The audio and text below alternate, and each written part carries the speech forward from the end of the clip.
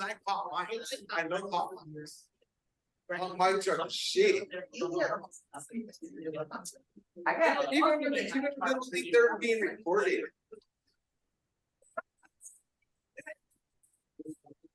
my best friend. I'm your worst nightmare. She's a my best friend. It's been a lot that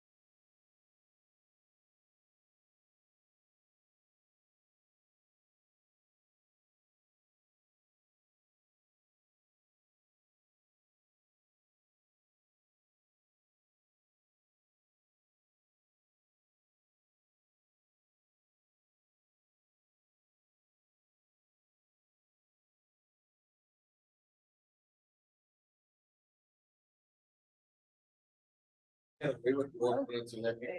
We'll give somebody a hard. We gotta give it to one and then stop.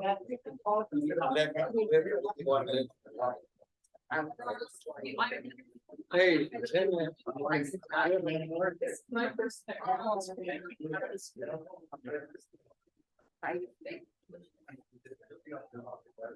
Guys, publish the first reading. We ready?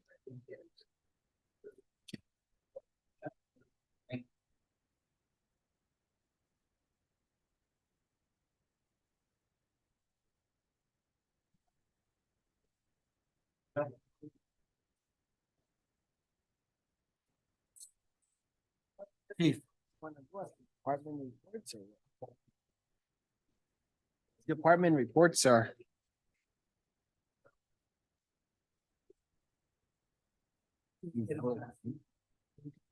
It's just saying that very important.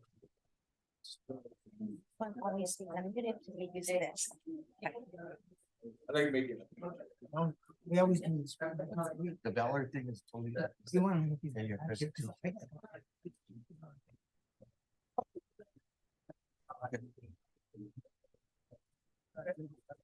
Yeah, my employees are on that.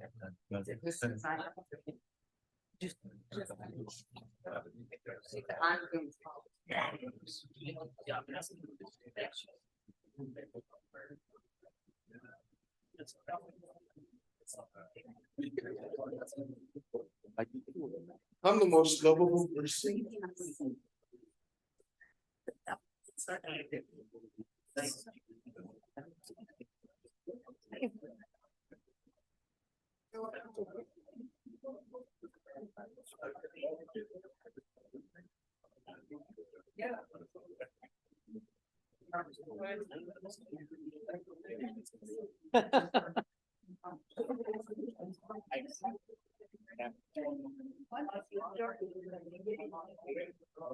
So you can't really not allow for him to do that now. You can't not allow him to do that.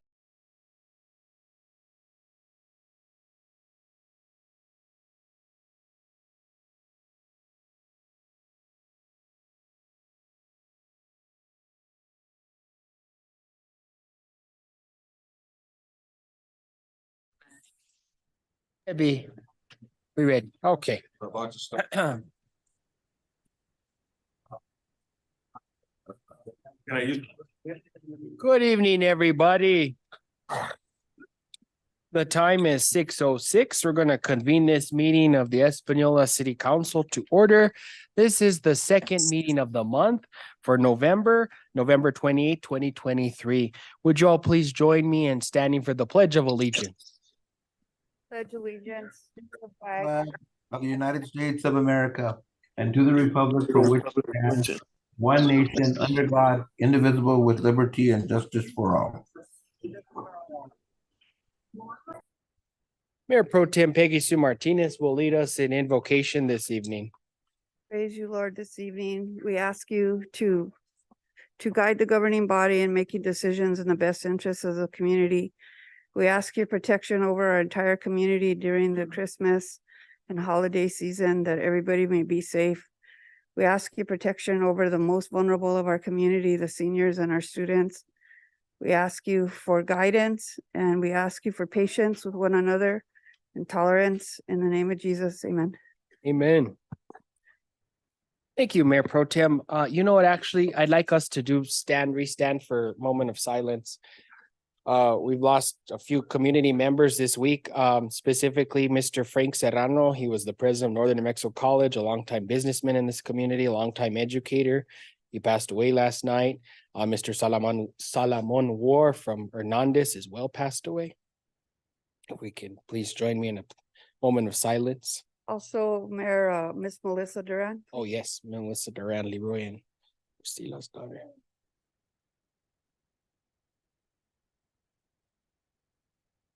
Thank you. Mayor, as well as Geraldine Mascareñas. Thank you all.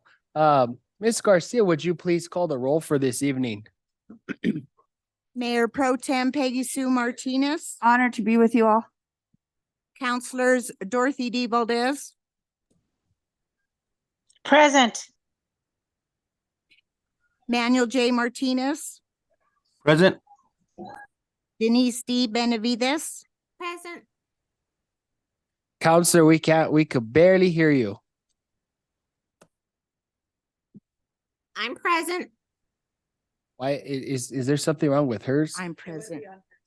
Okay, it's on your side, Counselor Benavides. We can barely hear you.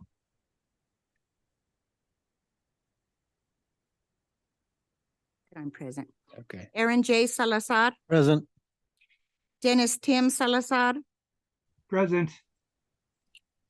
Yeah, you can barely hear him too. Can we look at that, Jerry? Is there some? Okay. Justin Salazar Torres, Present. See, you can hear him a lot better. and Nanette D. Rodriguez. Present. We have a quorum. Thank you. Members of the governing body, you have the agenda before you for this evening. Motion to approve as presented. Motion to approve the agenda as presented, Mayor Pro Tem Peggy Sue Martinez. Second. Second by Councilor Didi Valdez. Is there any discussion? Is there any opposition? If there's none, we're going to move to approve the agenda as presented. Public comment is limited to 2 minutes this evening. Ms. Garcia.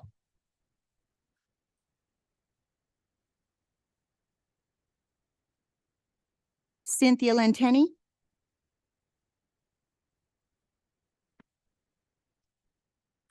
On or about November 16th, your city manager, Mr. Lujan, contacted my employer to discuss with my employer a Facebook page that I've created to complain about this council and about all the communications that I have sent that are never answered. I don't know who authorized you to contact my employer, but that is a violation of my civil rights, sir. I have every right to redress this city government. I have been doing it for a year and been ignored. If you would like to talk to me directly so you and I can discuss the problems, be more than happy to do so. My employer is not my father. My employer is strictly that, my employer. I am a resident of this city and one of your constituents. To intimidate me and threaten me by threatening my livelihood for the second time, you weren't here for the first one, is unacceptable.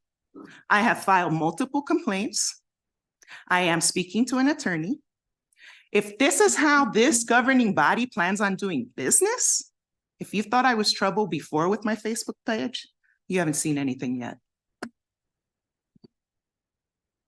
thank you, Ms. Lentini. Bethany Bradley,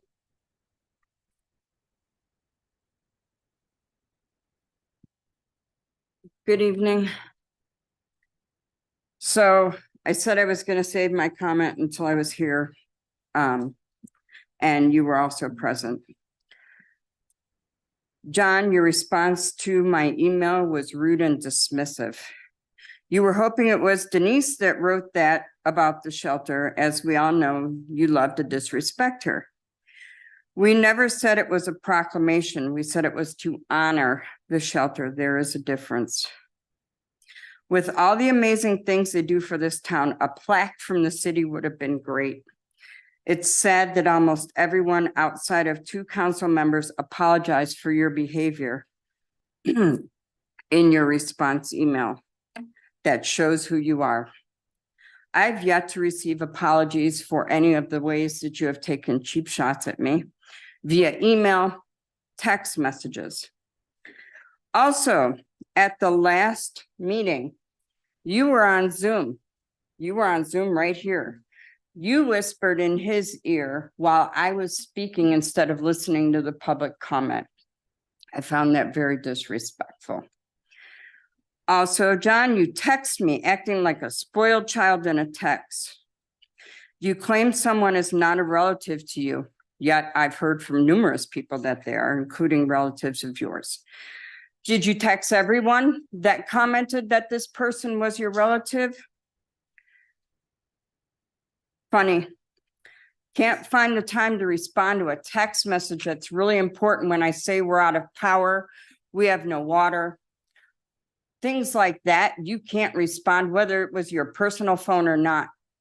You should have texted me back and said, send me a text on this phone number. I am no longer responding to you on this one. That is how a mayor acts. They do not ignore their constituents. I voted for you. These days, I have never regretted something so much in my life. Thank you, Bethany. Stephen Lona.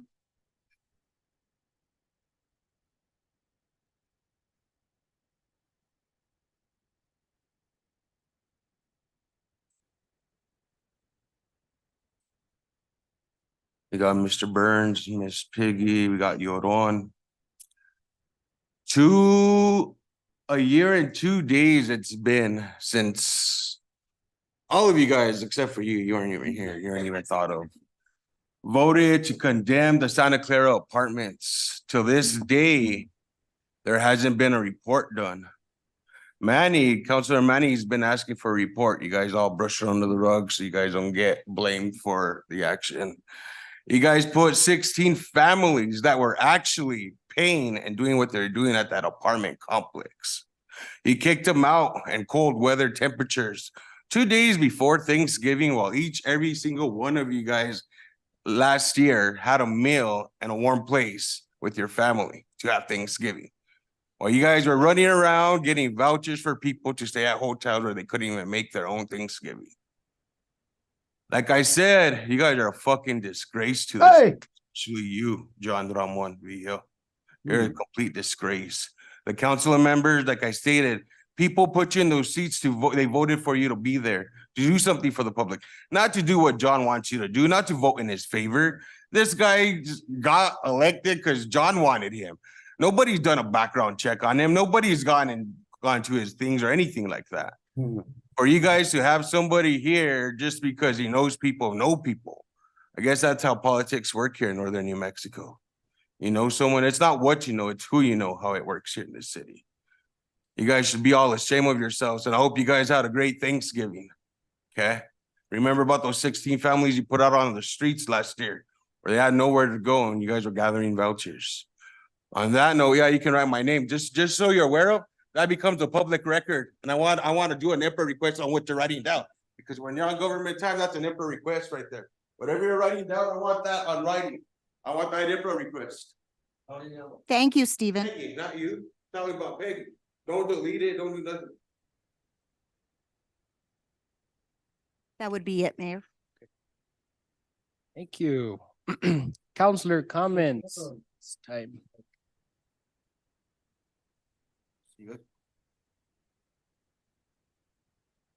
Councilor comments. Mayor Pro Tem. I'd like to go. Oh, okay. Councilor Justin Salazar, Mayor Pro Tem is gonna go first and then, I'll yield to Councilor. okay. Salazar. Councilor Justin Salazar Torres. Okay, Dogie, no problem. Thank you. I just trying to get this thing to work to raise my hand and figured unmuting was easiest. Can you all hear me pretty well? Yes. Primeramente, happy Thanksgiving, everybody. I know it's a little bit late. Happy I Thanksgiving. appreciate everybody in the chambers and everybody listening, tuning in via Zoom, whatever it may be. God bless you this holiday season. And then secondly, you know, I am all for this. I've just had some concerns regarding the contest that, I'm sorry? I'm sorry, I got some feedback there, but I've got some concerns regarding our contest that we're holding at the city regarding the anti-donation clause. Like I said, I'm all for it if it's all legal and we're good to go, but wondering if legal has had a chance to look at that.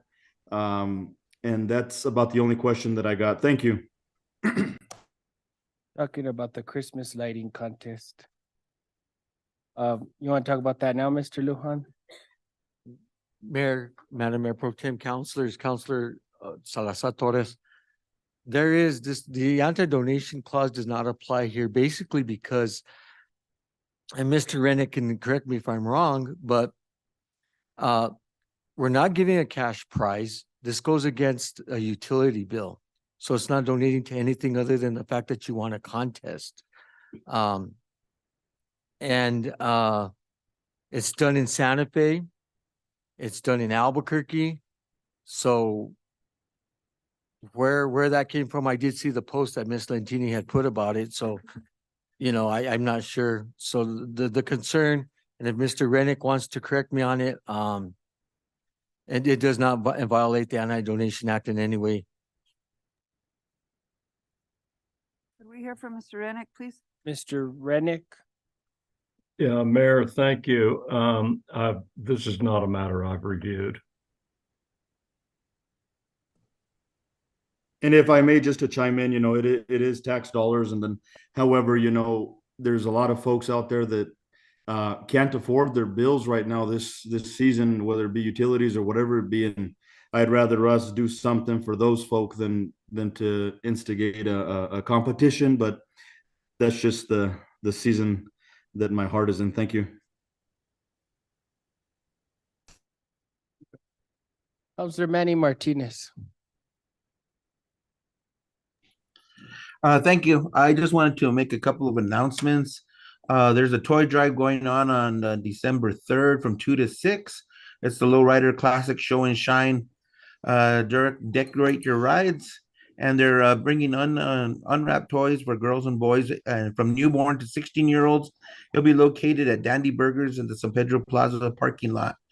Also, I'd like to announce, of course, this year, the 2024, and I say 2024, upcoming New Mexico Hispano Music Award Youth and Children's Talent Contest.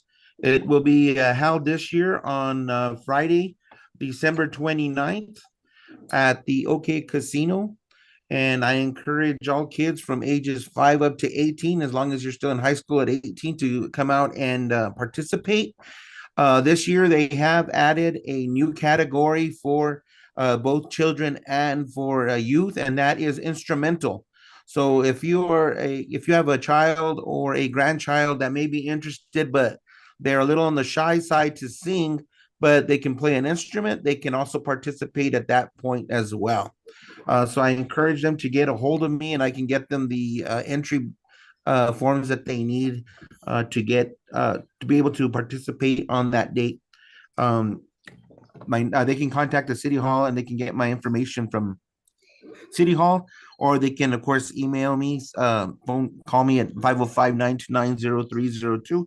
And again, if you have, as an adult, or if you haven't seen that show, I encourage all of you to go out on that night. And it's a $5 fee, but it's a great show to watch these kids perform. It's amazing the talent that they have. So I just wanted to make those two announcements. Thank you. Mayor Pro Tem Peggy Sue Martinez. Thank you. Thank you, Manny, for discussing the children and youth categories for the New Mexico Hispanic Music Awards.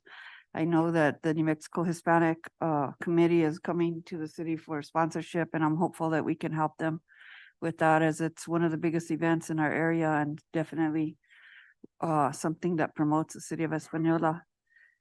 First thing I want to talk about is what an incredible open house we had at the fire department. What a really, really nice grand opening, ribbon cutting ceremony. And what a beautiful, beautiful fire station the city of Española has on the east side of town. I recommend anybody that has an opportunity to stop in and take a tour of the building. I want everybody to know that everything in that building was driven by the firefighters. All the needs that the firefighters felt that they needed were met. Nothing was shortchanged. And the most beautiful part of this whole deal is that we came in under budget, on time, without any change orders. Let me say it again, under budget, on time, without any change orders. That never happens in government. And the fact that we were able to do that is really amazing. It just shows what we can do when we work together. I know that every single counselor was in favor of this station being built, and I'm just really, really proud of what was done there and how amazing that fire department is. And I'm really grateful for the first responders in our community, from the police department to the fire department, and also the 911 operators that rarely get mentioned when we talk about first responders. So I just really want to say thank you to the staff that was involved in planning that event. Esperanza putting it together, John Wickersham, the rest of the staff, streets, and everybody else that played a part in making sure that the day went off without a hitch. You guys are all amazing. What an incredible event, and it was really something to behold. So thank you all. The next thing I want to talk about is we had a E911 meeting today here at the city concerning, it was sort of an emergency meeting. It wasn't a regular board meeting. And the reason it was emergency is because we hadn't seen a check from Rio Riba for funding, and the city of Espanola has literally been carrying 911 for the last 2 payrolls because we are their fiscal agent. So this morning, Alex Cisneros from the county was able to secure a check. They made him drive to Tierra Maria to go get it, but he went and got it and got back to the meeting by 10 o'clock in the morning. So they did cut a check for over $400,000 this morning. That helps. That's supposed to be half of what we're supposed to get from them this year. We do have concerns that the county of Santa Fe still has not kicked in any funding for us on the 911. We still service that 3,300 people that live within the confines of the city of Espanola for 911. So we definitely are looking at ways to try and affect that situation and be a little bit more progressive and aggressive to try and get some funding for this community at 911. 911 is one of those things that a lot of people never give a second thought until they have a need to dial those numbers. And we need to make sure that no matter what happens, that entity is able to sustain itself and make sure that all of us are safe in this community. So all of us need to be committed to making sure that that happens. I'll keep the council updated as to what happens concerning moving forward with what the recommendations are from legal, because that was the recommendation today, to seek legal advice as to how we get people to come along. So we're going to have another meeting on the 9th of January to discuss what our options are. At that point, we'll be making a decision. That's all I have to report, Mayor. Thank you. Any other comment?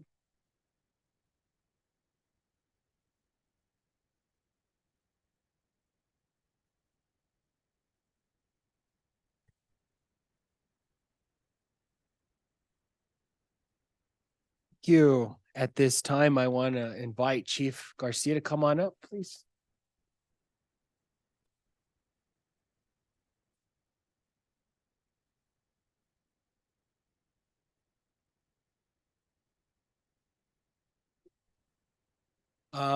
There's a listening audience that's missing out.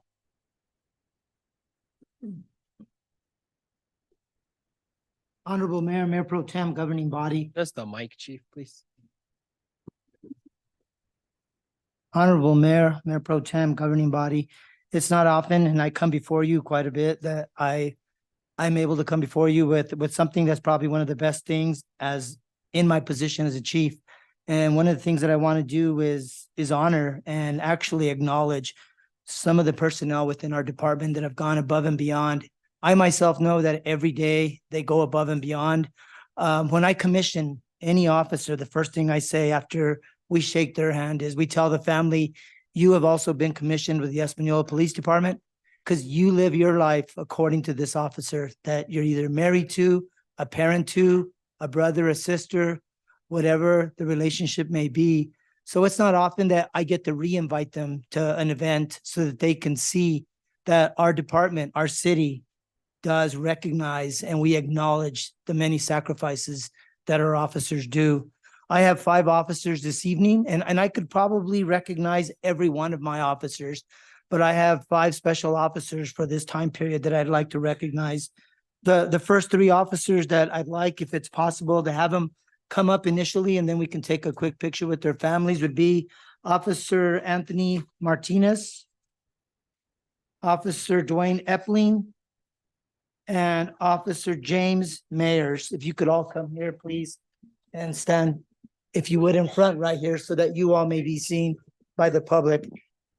What we've done with these three officers, these are the first three officers probably since I've been here, and I'm not sure if prior to my arrival, that have been recognized as officers of the quarter for 2023. Every day, each and every officer within my department goes above and beyond, but these three for the last 3 quarters have gone above and beyond, starting with Anthony Martinez. I'm not much of a basketball player. I know that the NBA has Jerry West for a logo. If the Espanola Police Department had a logo, this is what he would look like. This is an officer that does the smallest things.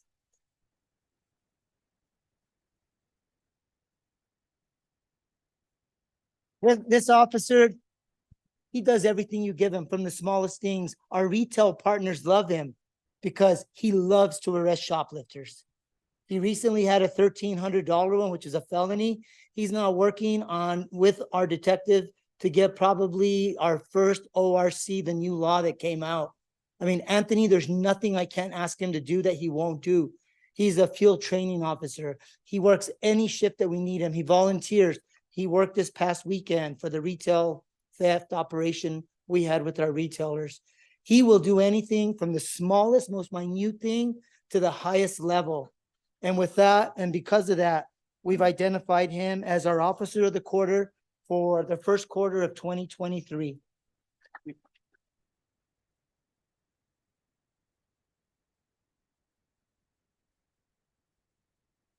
Our second officer that we're going to recognize is the officer of the quarter for the second quarter. This is another officer that has grown very near and dear to me, in that not only to me, but to our community.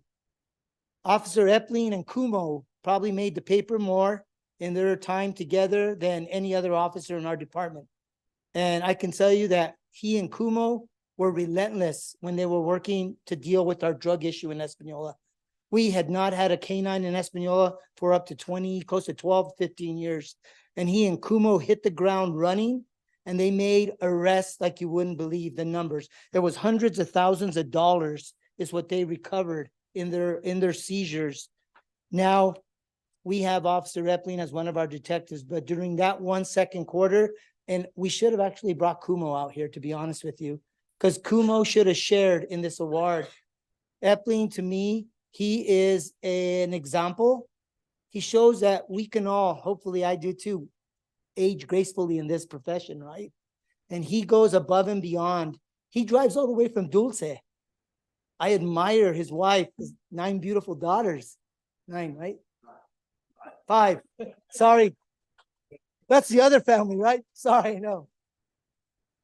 No, but I can't believe they allow him to come work. His wife was telling me something funny, that she didn't know that he was going to come work for Espanola till 2 weeks before he started. So he's got some making up to do there, but hopefully this helps out, ma'am. But with that being said, our officer of the second quarter is Officer Dwayne Epling.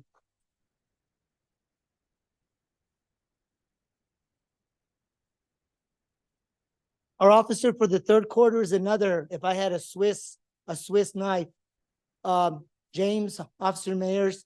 He served not only in the capacity as a sergeant. When I first started here, we didn't have any sergeants that I had. So I had to promote interim sergeants without hesitation. Even though he's one of my younger officers, he had the experience. He took over and he served as an interim sergeant for a large part of my early part here during my first year. He was an example, and he learned from the more senior sergeants. He looked up to Sergeant Broyles. He looked up to Sergeant Martinez, and he carried that with his officers. When his time as an interim was up and I was able to, now we promoted the sergeants that we have, he is now one of our detectives. And I wanted to read, but I don't want to keep you all, because I know they know what they've done. He has taken over our cold cases in Espanola, which thankfully this year we've only had 1 homicide, but he's looked back. There was a homicide that happened, if I'm not mistaken, back in 2018. 2018 that had been lost. Nobody knew about it. I had a mother, broke my heart, called me from Mexico, and she wanted to know about the status of the homicide. Guess what? Nobody knew.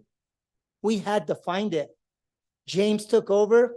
He's pretty much identified potentially 2 offenders. And I can't wait till we make that call to that mother and say that we've arrested the person that was responsible for the death of your son. I mean, I can't say enough about what James has done in our detective unit. With that being said, we have Detective Mayers as our officer of the 3rd quarter.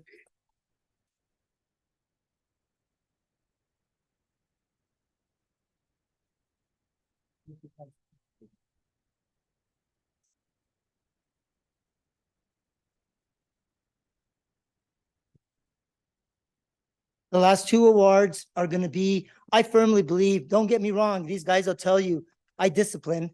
I'm good at that because we have to, right? There has to be accountability, especially in our department. But it's rare when I can actually identify 2 officers that really just seeing the video, and I wanted you all to see the video. Unfortunately, we couldn't make it so we could play it up here on the TV for you, but I'll do my best to describe it for you. So if possible, I'd like Officer Gomez and Officer O'Hara to step up here, please.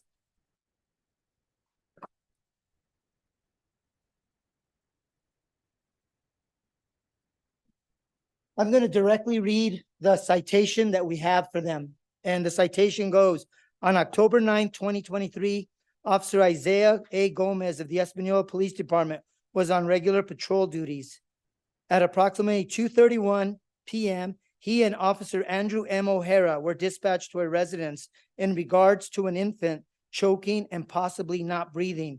We're talking about a 2 to 3-year-old infant. Within 2 minutes, they arrived at the residence located on the 300 block of Camino Miramontes. They immediately observed Miss Esperanza Gonzalez carrying her infant daughter Mia and walking quickly towards them. They observed Mia was clearly not breathing and her facial color was turning blue-purple in color. Officer Gomez, without hesitation, initiated and rendered the child Heimlich procedure in an attempt to dislodge any obstruction in Mia's airway. Officer O'Hara also immediately began checking her airway to ensure that the airway was clear and free of any obstruction. Shortly after Officer Gomez and Officer O'Hara started their life-saving procedures, Mia began to breathe and started to cry. Mia was returned to the care of Miss Gonzalez before Mia was medically evaluated by the Espanola Fire Department. With their immediate response and diligence beyond what normally is required, Officer Gomez and Officer O'Hara were successful in this life-saving endeavor. Both Officer Gomez and Officer O'Hara went above and beyond to perform their duties at the highest level, and their actions bring credit upon themselves, the Espanola Police Department, and the citizens of the city of Espanola. So what we have here is their award that they're going to have, the certificate. Same one for Officer O'Hara, and in addition, we have 2 medals giving them that they're going to be able to wear on their uniforms. And this is something that I don't easily give out, but this is what the medals look like. And I can tell you that in my 30 years, I did receive 1 medal, and you never forget it. You wear it proudly on your uniform. So I know the value of this. So with that, I want to say thank you.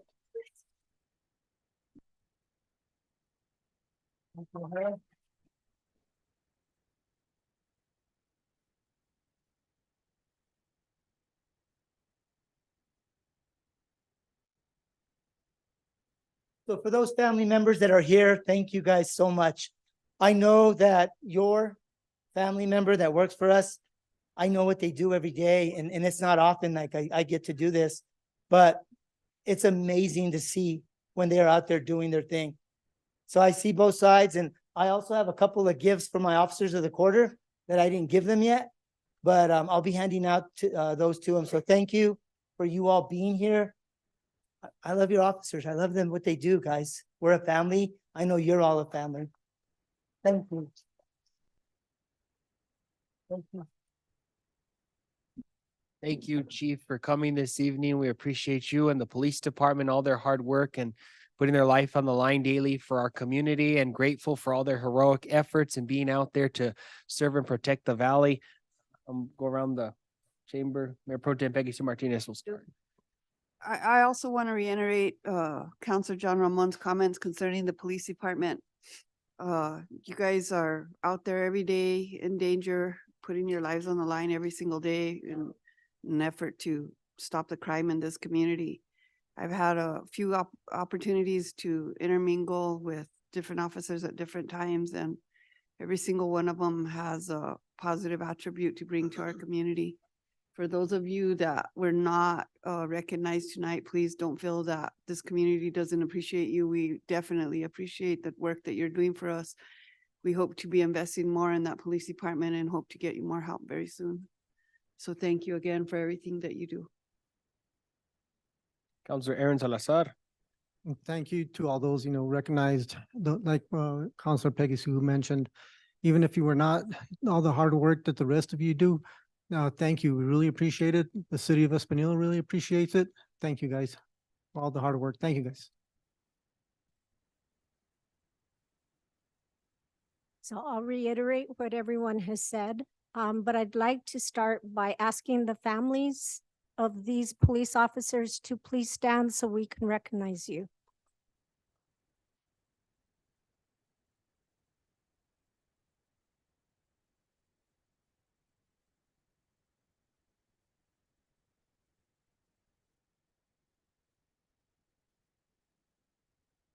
I too would like to thank you for your dedication in making sure that our community is safe. Thank you to your families for the sacrifices that you also give to see your loved one walk out that door on a daily basis to come and serve our community means a lot. I'm internally grateful to you. Thank you, Chief, for your leadership. It means so much to your group, and it starts with your leadership. Thank you. Counselors in Zoom world.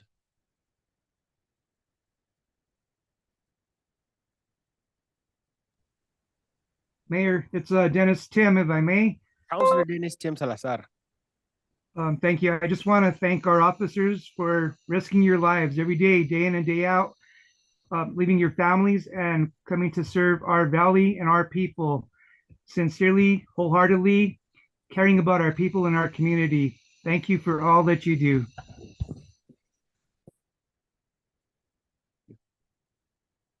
Councilor Denise Benavides. Use the board.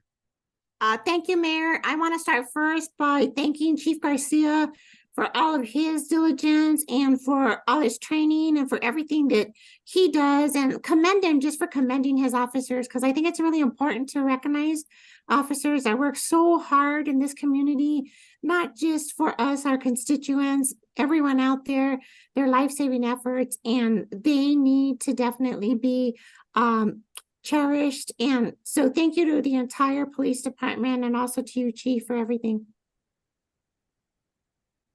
Councilor Manny Martinez.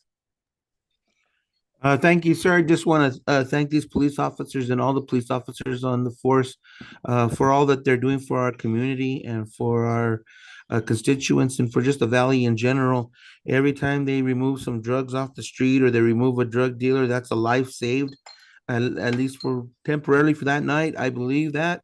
And I just want to thank them for that. You guys work very hard, a very tough job that you guys do. And you guys are amazing with what I see, and not just with the work that you do, but how you do it with a passion and a smile on your face. I'm sure there's plenty of times you go home and want to pull your hair out with what you have to deal with on a daily basis.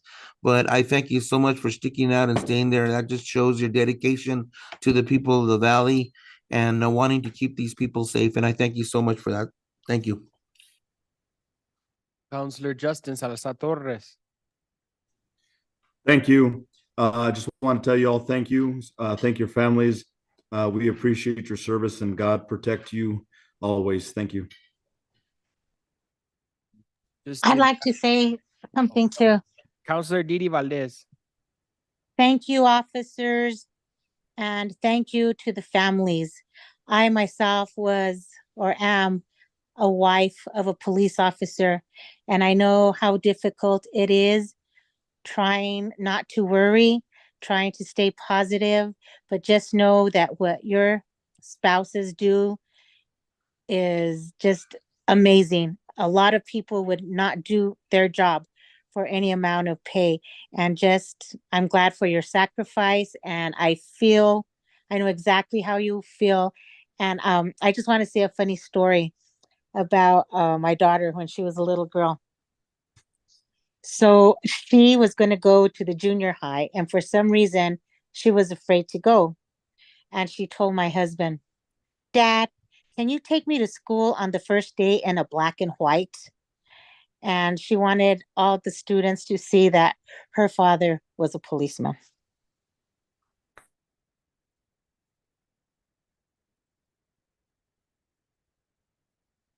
Is that conclude your comment? I'm sorry. Yes, that was it. I thought that was so funny that my daughter wanted yeah. everyone to see her getting out of the black and white unit. Again, thank you to the Espanola Police Department for everything you do. The governing body has a lot of work to do still in terms of getting you where we need to be. One of the hardest things for our department is trying to keep adequate wages for the region. We have some of the highest wages for a city of our size, but because of our location, it's just so hard for us to be competitive here. So we're grateful to all of you that work for us and put your lives on the line, your families that support and sacrifice that they do for our community. And we understand that the ultimate sacrifice is every day you go on out there and you're on patrol for our community. I want to also echo the comments about Chief Garcia's leadership. We've been very grateful to have you come back home. This is your hometown, and that's one thing that we have here for first time in a long time. Our chief of police is actually from the city of Espanola, born and raised here. And so you see that heart and commitment here in our valley every day with Chief Garcia and his leadership and all the hard work that all you men and women put out there for our community. Thank you.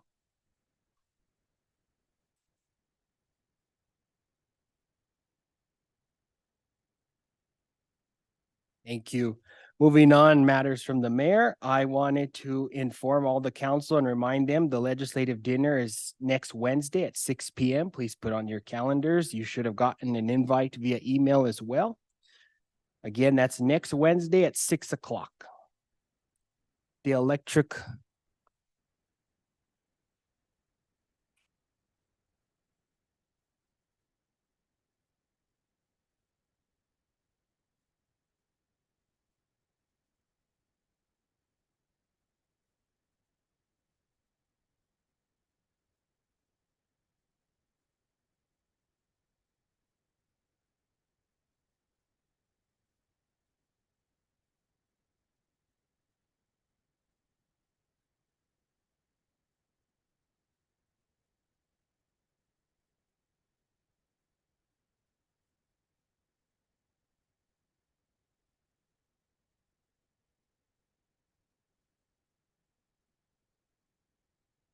Again, legislative dinner night is next Wednesday at 6 o'clock. Please put on your calendars. Please let Esperanza or Debbie know about your intent to attend so we can do a notice of quorum. Next Saturday, the 9th, is the electric light parade. It's at 6 o'clock. Everyone knows we have the biggest and best light parade in the state of New Mexico. We are a proud co-sponsor of this event and we're excited. Please make plans Saturday the 9th. I'll be lighting the city's Christmas tree at 6 o'clock, kicking off the light parade. Please join me. I'm inviting all the city council to participate and join me. We will also be doing a float this year. Chief Johnny Martinez is working on that as well. Thank you, Chief Johnny. And getting that together. I know last year, Councilor Didi Valdez, Councilor Nanette Rodriguez, and that were handing out candy along the parade route, and City Clerk Debbie Garcia. So that's always a fun thing. And we actually won last year, first or second place, I think. So don't say that. Anyway, so electric light parade, we're excited. And the theme this year is Merry Christmas. And that's to honor Marty the Moose. Okay, Also, where there's going to be a Sacred Heart neighborhood meeting on Wednesday, December 13th at 6 p.m. at the Mission of the Plaza. They'll be organizing a neighborhood watch program. They'll be also having presentations from planning and zoning and the city manager's office, and that's going to be getting coordinated as well. And so that's in District 2. It's Councilor Danette Rodriguez and Mayor Pro Tem Peggy Sue Martinez in your district. We'll be doing that. We're also getting one together for Valley Estates as well. I know Chief Garcia's been working on that. Decorations are going up throughout the city along Gonate Street. Thank you to Field Ops. Where Elijah, thank you so much. It's beautiful. I always love when we get decorated for Christmas. The season's greeting sign went up today, so everyone is excited to see that. I'm getting a lot of text messages saying thank you guys for getting that up. The Advent season kicks off Sunday, so it's time to get it up. We're having the Christmas lighting contest. Registration opened on Monday, the 27th. This is actually the second annual Christmas lighting contest we've done here at the city. We have residences and businesses, and they can contact us at City Hall at 505-747-6054, and they can register with Esperanza Trujillo or Jolene Nelson from Community Development Department to register. We had a lot of participation last year, and so we're excited for this year's participation as well. Was that, Ms. Garcia, was that, okay, is that regarding the police or at the end? Okay. Councilor Justin Salazar Torres. Thank you, Mayor. I forgot one announcement of an event happening within the city. If you'll indulge me, if that's all right. What was that? I have an event within the city that I forgot to announce during. Okay, council comments. Go ahead, Councilor. All right, thank you. I'd like to invite everybody to the annual holiday service of remembrance at the Vargas Funeral Home. It'll be held on December the 17th, but I'm announcing it now. It will be December 17th from 4 to 6 o'clock. They will have local artists such as the Tewa dancers, Steve Chavez, Candice Vargas, and Carlos Medina. However, they will, as always, put a slideshow of loved ones that you'd love to remember. Those photos are due by December the 8th.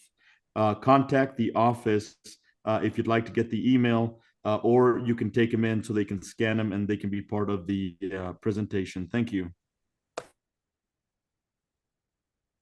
Okay, thank you, Councilor. I'll stand for any questions. I also wanted to recognize, I don't know if any members of the council have had the opportunity to, we have a new director of IT, Mr. Jerry Diaz, and I think Eric will talk about that in his department report, and also Ms. Brenda Marquez Duran. Thank you for joining us here at the city as our new records specialist.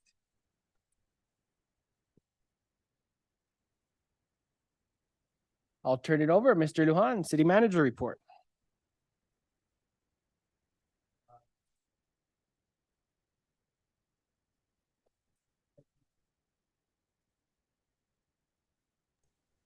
Can't hear anything.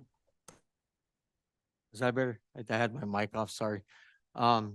So with that said, Mayor, I want to start with Sally Baxter, our HR director. She's got a minor emergency back home, so she can, I've limited them, Mayor Pro Tem councilors to 3 minutes, so their reports will be brief, but they will stand for questions.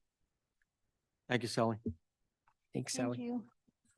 Thank you, Mayor Pro Tem, city councilors. You have the HR department report before you in the packet. Kind of some of our regular ongoing duties.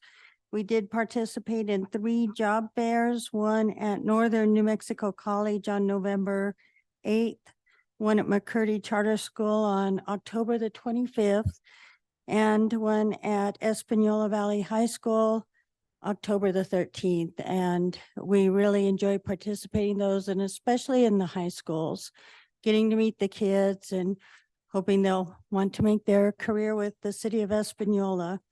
Additionally,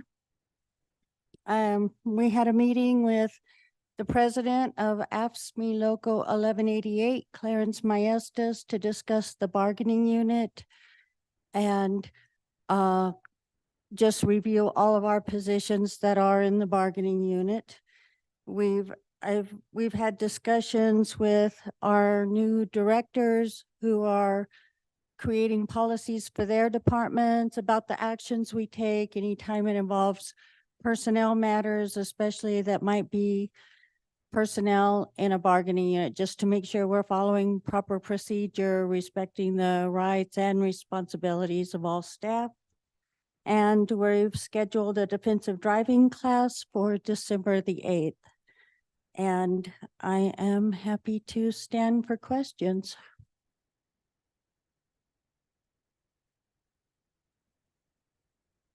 Mayor Pro Tem. Thank you. Can any member of the staff attend the safe driving classes?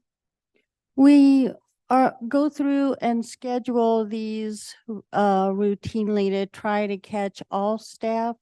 We catch the new hires and anyone who's had preventable automobile accidents. They're conducted here in the chambers and we're just limited by the room size. These are a live instructor, 6 hours for a work day, and it's provided at no charge by New Mexico Mutual. And we just schedule them, try to get one every few months to make sure that we're getting all of our new hires who drive vehicles, the defensive driving. We'd like to schedule them a little more frequently and offer them for people who haven't taken the training in 3 years or more, because some personal insurances will offer a discount to employees who've had that specific training. Thank you. Councilor Aaron Salazar. Thank you, Sally. Just a quick question on these job fairs. How successful were they? Did you get any applicants at all? We had 2 applicants from the job fair at the college. We didn't have any applicants from the high schools. We didn't expect to this time of year. We just want to make contact with high school students, maybe to pique the interest of part-time seniors and to let the students know of some of the summer opportunities that'll be coming up. Yeah, but was there lots of interest? I'm sure a lot of people, going to your tables and stuff, probably, hopefully. There was a lot of interest, and the McCurdy job fair included all of the grades. So a lot of interest from the younger students too. Thank you, Sally, for all your work. Thank you. Next, Chief, I'm gonna go with Jeremy Smith from Community Services.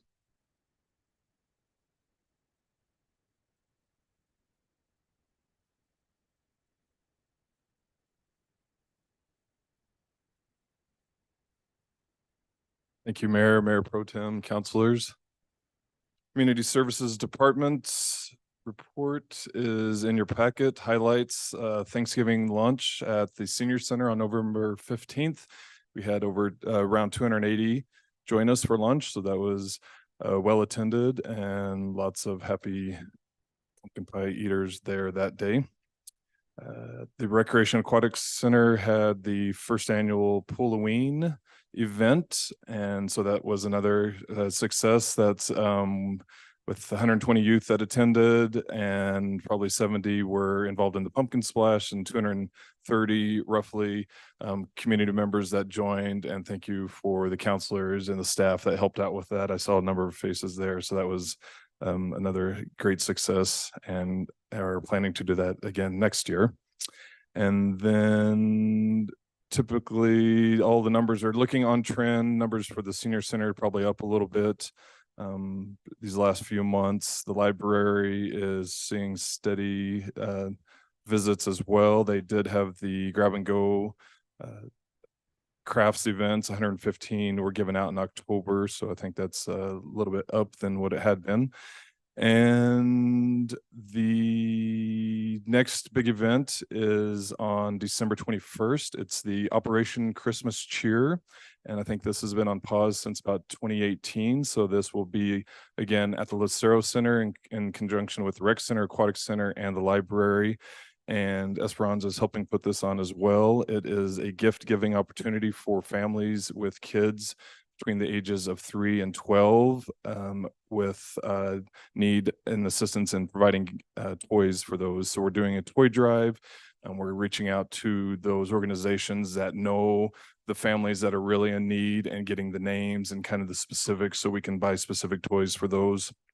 And we're also working with a few communities, foundations in town to help purchase some of those gifts. So we are looking for any donations for ages 3 to 12 from counselors, from any of the organizations that you're affiliated with, friends, family, any of the community. Next week, there will be a tree in the library, a tree in the entrance to the recreation center, and probably one in the senior center as well that has the tags. You go and get a tag, it has specifics, age of a youth, male or female, and roughly kind of what kind of toy they're interested in. And so you can make specific purchases for them.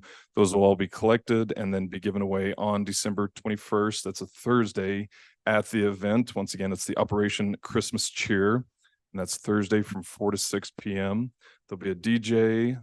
Santa will be there handing out gifts and maybe some treats as well. And that's very exciting. I'm excited for this event. So I'd stand for questions. Councilor Aaron Salazar. I know you mentioned you guys want toy donations. I'm sure you're taking cash donation. You're going to be shopping for the toys also? Absolutely, yes. We are already collecting cash. So if you want to give cash and we'll have a group that will go and make the purchases as needed. We're hoping to get about 500 gifts to give away for the youth in the community. That's what it was in the past. This year, if we hit 200, I think that's a good number for a new start. So yeah. Councilor Annette Rodriguez, your little pet department. I just want to say thank you to you and your staff for the incredible things that you do for our community.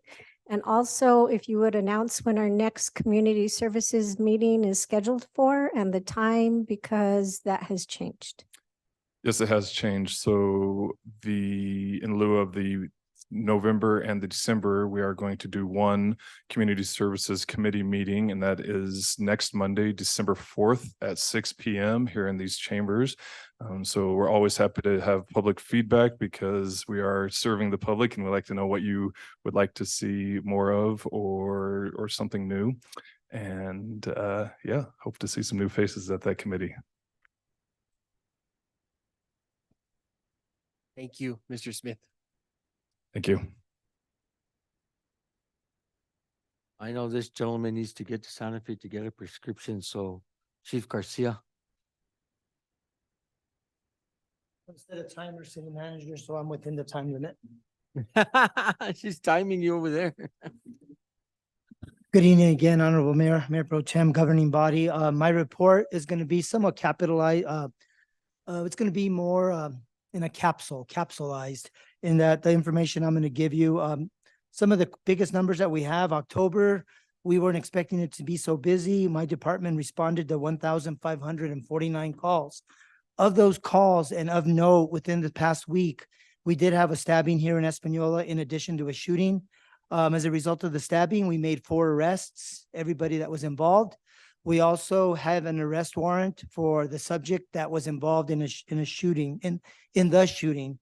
To kind of put that into perspective, in 2023, we've had 9 shootings in the city of Espanola. 6 of those have been cleared by arrest. The 3 that have not been cleared is because the victims do not want to cooperate and do not want to talk to the detectives or my officers. We've only had 1 homicide up to this date, as opposed to last year, we had, I believe, 6. So we have 1. This past weekend, we did have an operation, a retail theft operation at Walmart. I received rave reviews from both the general manager at Walmart, gave me a call. I think the presence, what we were seeing and what they found on camera, I saw a couple of pictures. People would pick things up, put them in their pocket, they'd see the officer and they'd put it back. So compared to last year when we made 23 arrests, this year we only made 1 and we gave several citations. So in my eyes, that was a success that they knew not to go during the busiest day, shopping day of the year. We have 3 grants that primarily I'm working on now, and we finally cleared up that 1 grant that the Mayor Pro Tem and I were talking about was actually a separate grant. So we're using those grants for different things. The one that I'll talk about later for the vehicles. We have another grant for our officers. And the third grant involved in hiring new people. As a result, what we're going to do is we are in the process, it's been open, hiring the new ACO, the Animal Control Officer, under this grant. And the other person we're going to hire, and I actually have an office at my building, is a domestic violence / mental health liaison. And that's going to be paid for through the grant all 3 years. The last thing I want to talk about, or the second to last, is we're having a neighborhood association meeting next week with 2 new neighborhoods, Valley Estates. I'm calling it Sacred Heart Neighborhood Association, and also the Valley Estates. Last one is, and I have 30 seconds, is the Shop with a Cop. Ladies and gentlemen, everyone listening out there, we need donations to send these children, the needy children of our community, to buy gifts. So if you get a chance, stop by my department, stop by the office, give me a phone call. We want nothing more than to have those 100 children go shopping on December 22nd. With that being said, that concludes my report, and I stand open for questioning. I hate to hold you back, Chief, but I do have a question concerning, Mayor, is it okay? Yeah, go ahead, Thank Mayor you. Pro Tem. Concerning the new law on shoplifting and aggregation, could you talk to the public a little bit about that, please? Yeah, Mayor Pro Tem, Honorable Mayor, governing body. That's a new law that was passed, and initially, I have to admit, it was a little, the waters, for the lack of a better word, were a little muddy.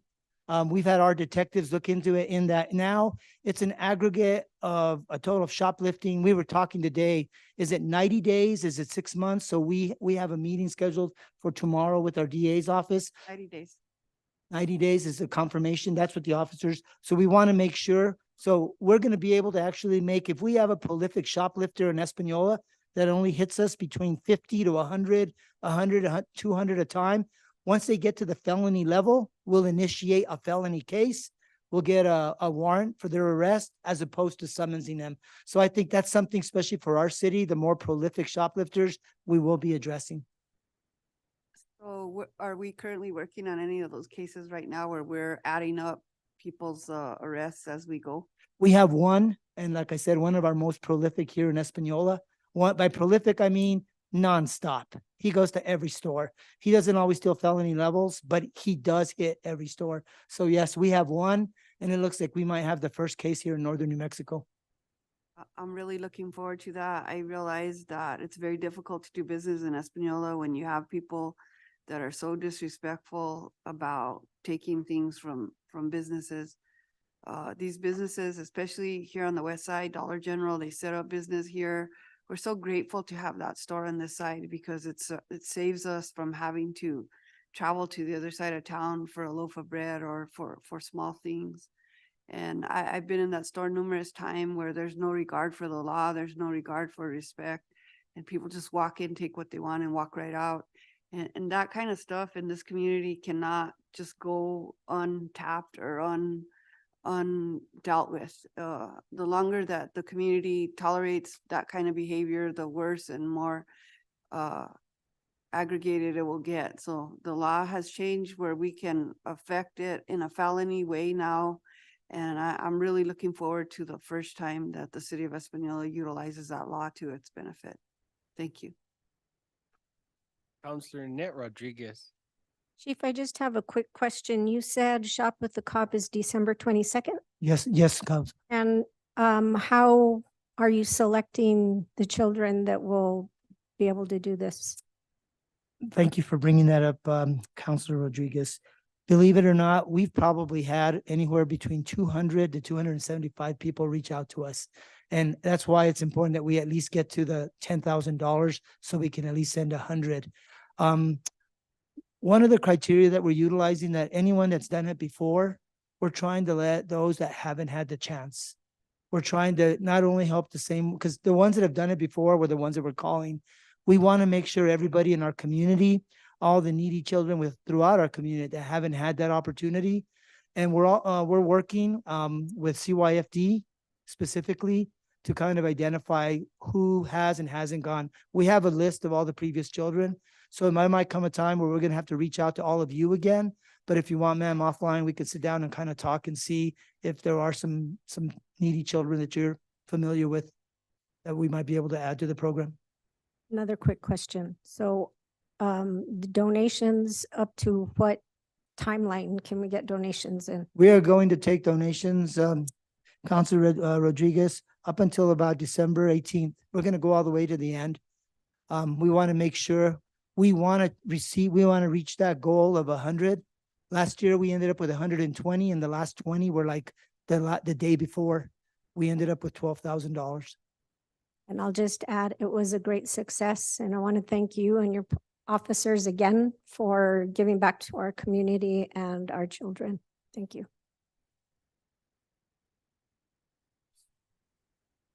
You didn't want to sell Frito pie tickets this year? I do. I was just thinking that, Well, I how know. much did we raise last We year? raised like $4,000. $4,000. I think so, sir. And I was going to talk. I'm all about that, Mayor. It's one night, it's one shot. I think it's very doable. Well, we thank you, Senny. Senny's the one who cooked the chili and did all that for us. Well, you better play nice in the sandbox and ask her if she'd be willing Mama to help Senny. us.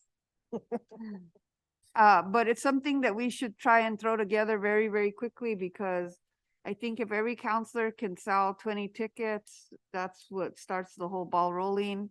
It's not hard to do. I mean, the community really responds to needy children in a very positive way. So I think something that we did last year, and it came together pretty well, and I think we could probably reciprocate it again. Call Senny in the morning. Yes, sir. And if she's amicable, we need tickets immediately.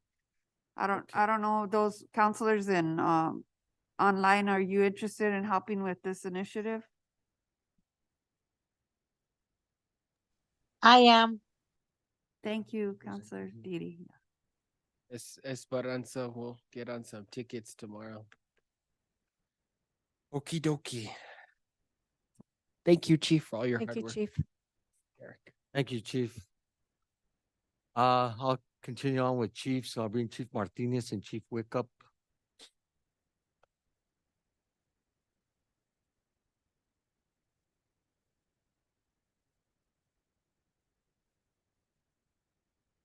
And Pablo Montoya, our Fire Marshal.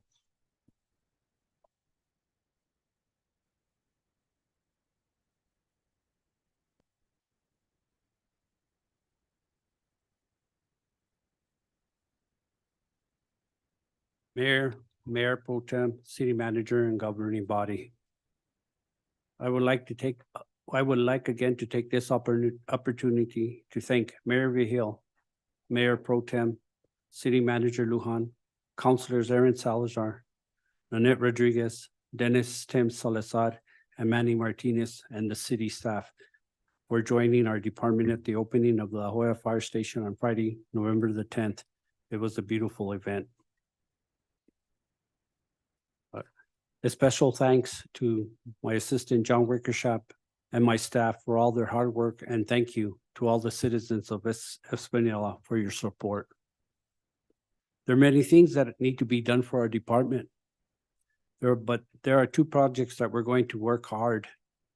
Another one is a vision my assistant fire chief, Wickersham, wants to get done, is to build a regional training center, a burn building, to assist us to be able to train with all our neighboring volunteer departments. The other project, firefighter Pablo Montoya will be working on ordering and getting approved a new engine with a $300,000 grant that was awarded to us by the New Mexico State Fire Marshal's Office. I ask you, Mayor Pro Tem, governing body, to continue giving us the support and help to achieve success in these next projects. At this time, I will yield the floor to my Assistant Chief, John Wickersham, and then we will be open for questions.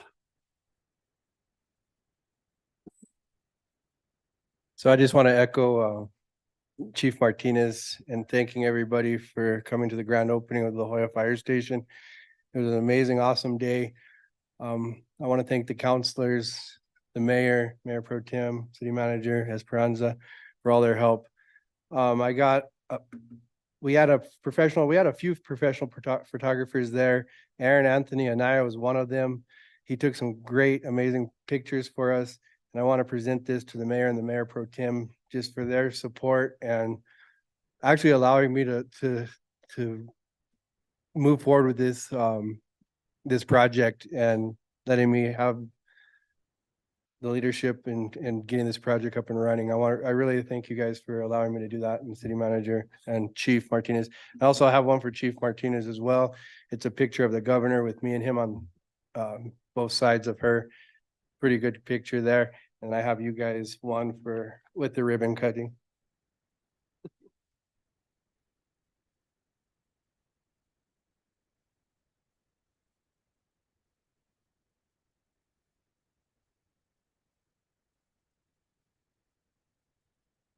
That's all I had. Thank you. We yield for questions. I do want to mention we had a structure fire today on Bond Street. The guys had a quick response. They were actually at the main station. They had a really quick response, saved the structure. There was an addition that the fire was in. That was a little smoke damage, but they had a great save and saved the house. So that homeowner can go back and live there. So that's awesome. So thank you for the mayor and Councilor Mr. Salazar for being there, showing your support. Yes, and it's our neighborhood, of course. It's very concerned as soon as I saw the truck. Thank you guys for what you did. Thank you. I'm sure that family is really grateful for you guys. Mayor Pro Tem Peggy Sue Martinez. I just want to thank you guys for your devotion to the community, and I'll have to say for sure in my heart of hearts, I know that there is no way that that department gets built in La Jolla without you, John Wick.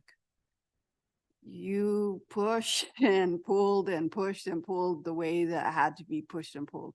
There were times where we ran into little obstacles or we had issues with different little things, and you were on top of it. I also want to recognize the contractor, Mr. Robert Sanchez.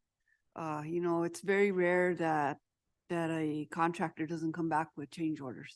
It's very, very rare. And that shows a lot of honor to me, that he takes a lot of pride in what he's doing, and he's a man of his word. And that's very rare in today's world. But concerning the department, I seriously don't believe that building would have been built without you and without the support of the staff that you have, Pablo inclusive, and the rest of the guys. Because wherever John's at, somebody's covering him. Wherever Pablo's at, somebody's covering him. Wherever you're at, Chief, you're covered. And that's the beauty of that department. Every single person from the rookiest firemen that you have, they're just animals to do the job. And I love that. I love that department because of that. I also want to state that, before we finish the build on La Jolla, we're already on to the next project. Yep. And identified funding for almost the whole entire first phase of that. So we're relentless in what we're doing with public safety and trying to do as much as we can for the city of Española. Without the leadership that we have in that department right now, this would not be happening. I need you to understand that. We need to recognize prior chiefs, prior mayors, prior city managers, interim people, interim here, interim there, anybody that had a hand and a say in getting that department built the way that it was built. It was an incredible job that you guys pulled together, and I'm honored to work with you all. And just to reiterate on that, Mayor Pro Tem, I do want to thank everybody. Like I say, John Wickersham did work hard on this, but I also have to say, the ups and downs and the hard things that we had to push and stuff, some of it came from our city councilors and stuff like that. But you know what, when I talked with with the mayor or the city managers and stuff, we got our stuff done. You know what I'm saying? Everything it was all your support. We wouldn't have gotten to where we're at right now. And like I say, if it wouldn't have been for you guys, we would still be fighting this, trying to get this built. Because this money was awarded a long time ago. And like I tell you, I know who I have, my staff. And I know what my staff can do, but you gotta let them do what they need to do. And that's one thing, like I said, with John Wickersham, he would do stuff like this. I would still work with my city manager, with the mayor, with the councilors. He would go to all you guys. And you all supported him. And that's all we asked. Like I said, we worked as a team and we showed it. And look what we have. Times, Mayor, where the entire governing body was in support of this bill. I have to thank every single counselor because of that.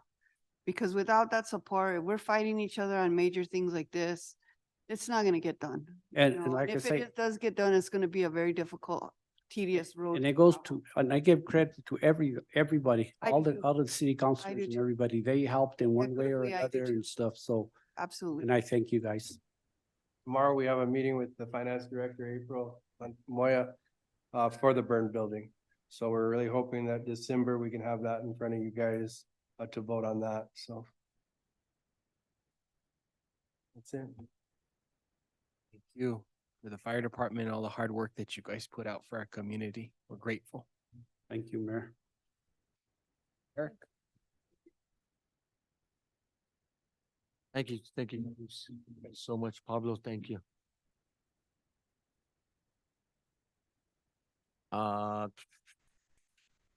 Elijah, you look bored. Come on up.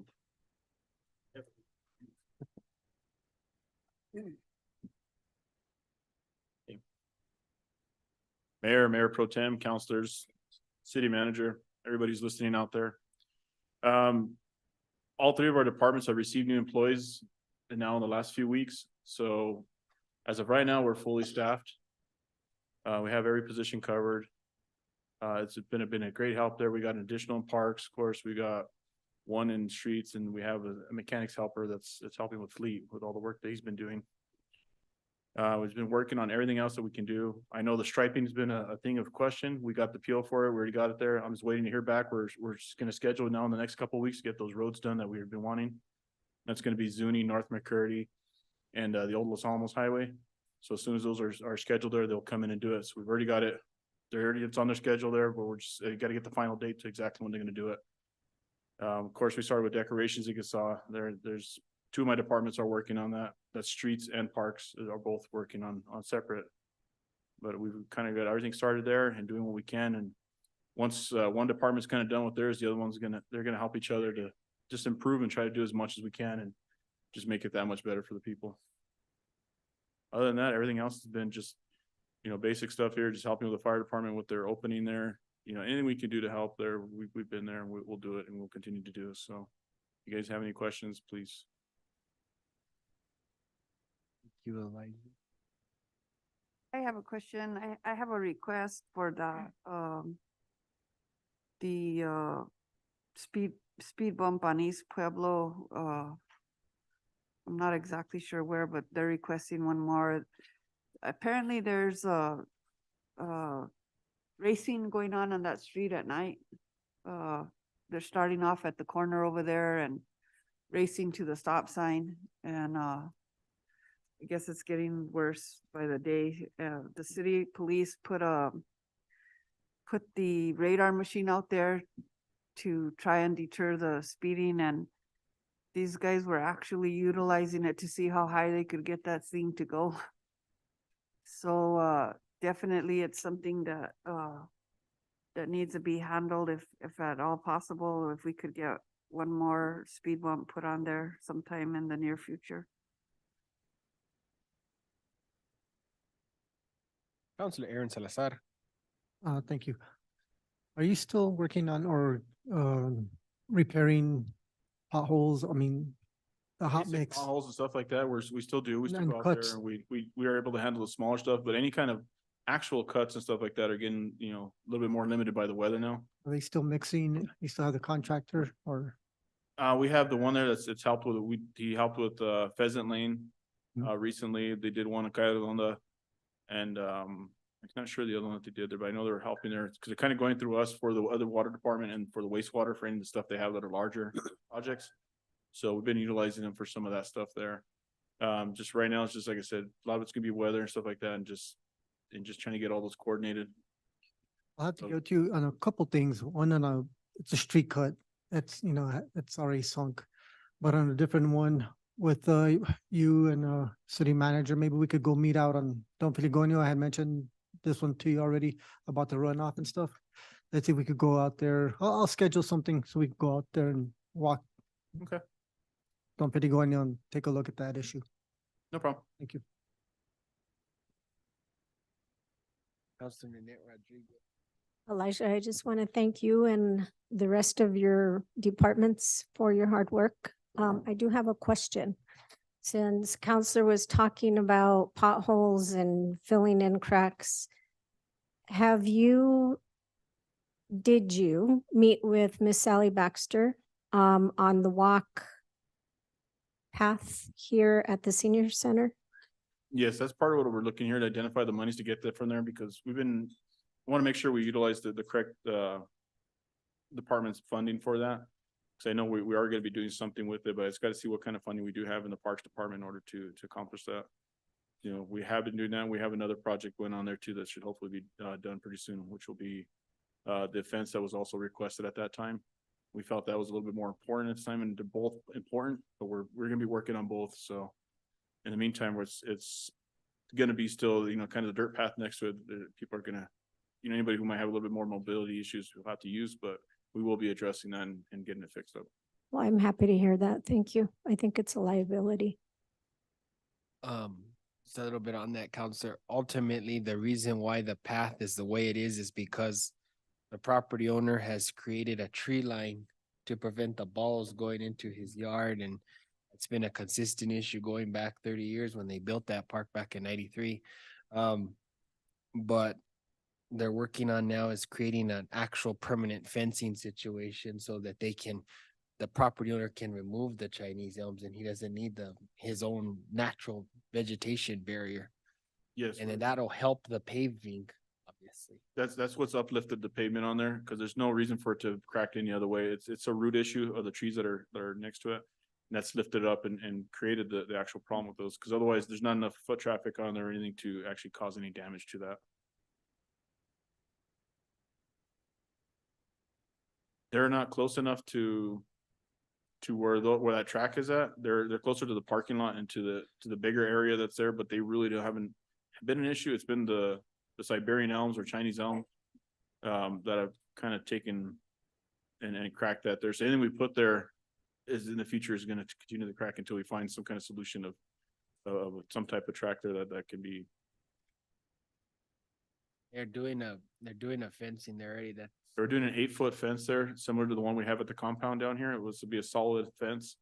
We're looking at 8 feet high along the whole thing from the parking lot all the way to the very end of the road there. So it'll be that type of solid fencing there to help that. Of course, with the safety covers and everything on top, so there'll be no issue with that. Huh? Metal, ma'am. Just like when we put down here at the compound, there's a solid wall, solid fence down here. We're going to do an 8-foot fence doing that. Councilor Manny Martinez. Thank you. Thank you, Elijah, for all that you're doing. I just, since we're talking about potholes on Calle Hacienda, there on the entrance into Fairview Elementary School, there's a pretty good sized pothole that's starting to get a little bit larger. I've noticed for the last few months. I think, of course, with the weather as it's going to be getting, it's going to get worse. I don't know if you could look into seeing what you can do to being able to fix that while we still have some hot mix. Yeah, once we actually have some hot mix on that one's have to be cut out larger than what it is, taken down and then redone. It's just one of those ones on the east side of the road there or east side of the river that we have those types of issue with. There's the subgrade there is it's just horrible on that side of town. It's a real high clay content, which would cause a lot of those problems that we have. Recording in progress. Thank you. Also, how are we looking at as it comes to? I know that Mayor Pro Tem has mentioned it before as well on lighting in certain areas of the city, as far as adding more lighting. Are we doing any of that at this time? As of right now, we are working, we have one should be going in, we're working with Hemis right now. Trying to get the pricing for them to add some to North Prince Drive, and then also some to Calle Sombra. Was one that was gonna be added there, so we're working with them right now to get that addressed. And we applied for that DOT grant, correct? I believe there was some stuff there, so we'll go over that. I know that the people on Zuni Lane have been requesting some extra lighting, especially in the darker area where the old Fairview Elementary entrance was. I guess once the gates are closed, there are people parking there in the middle of the night, and they're concerned about that. If we can make sure and see about adding another light in that area when this project takes off, sir. Okay. Thank you. Pro Tem Peggy Sue Martinez. Following through on the lighting situation, realizing that we did approve that 1% franchise fee from Hemis Co-op so that we can produce more lighting in the city of Espanola. So if we could have the city manager follow through with Hemis and find out how much that has collected thus far, and then possibly do a light audit for darker areas within the community. I know Prince Drive is one of them. Up here on the Memorial Wall area, that whole area up there is so dark by the bond house. Malpatch Road is another area that's very dark. That's a little bit more challenging because that's Native American property. So we would have to utilize poles that are within private properties. We'd have to get an easement for those owners to agree to allow us to put lights on those lights.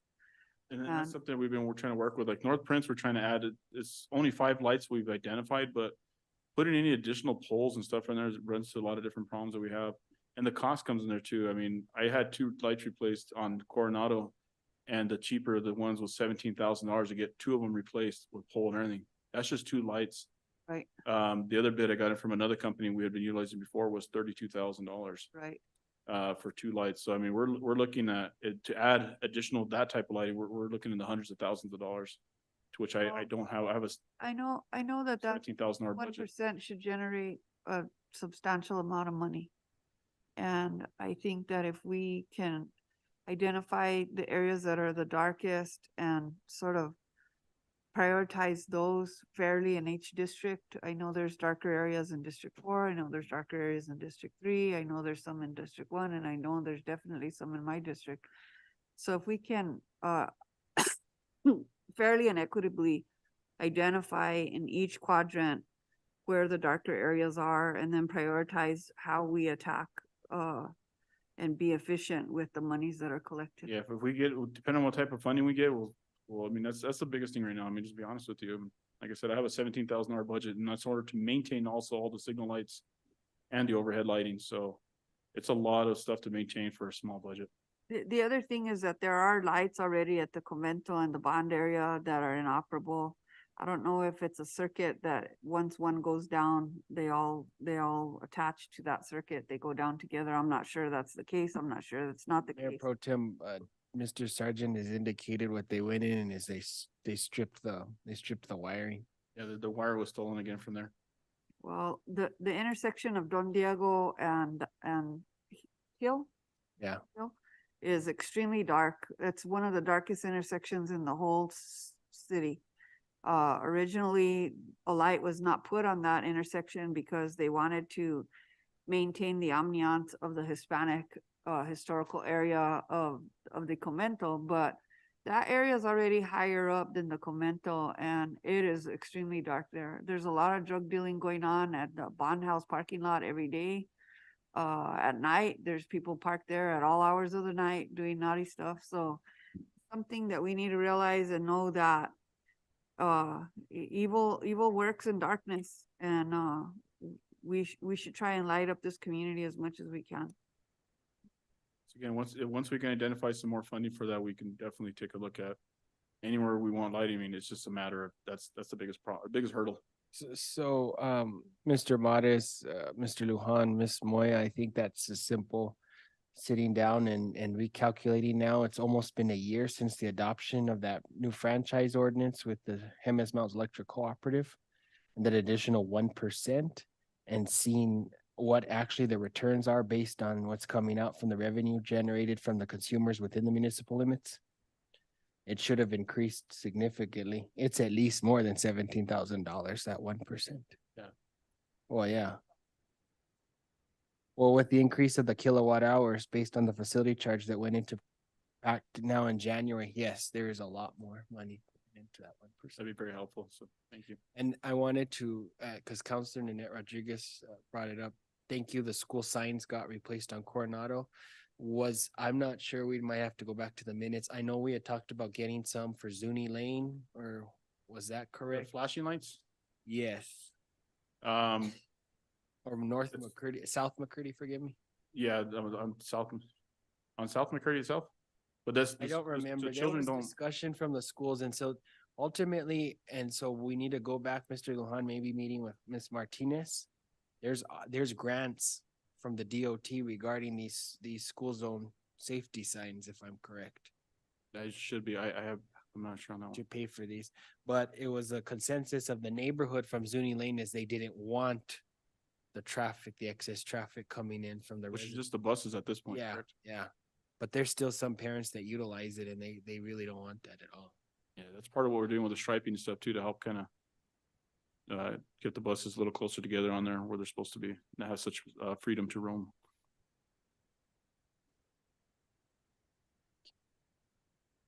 Okay. Any Thank you, other Liza. comments? Thank you. Thank you. Really appreciate you and Daniel and all the hard work you and your crew do.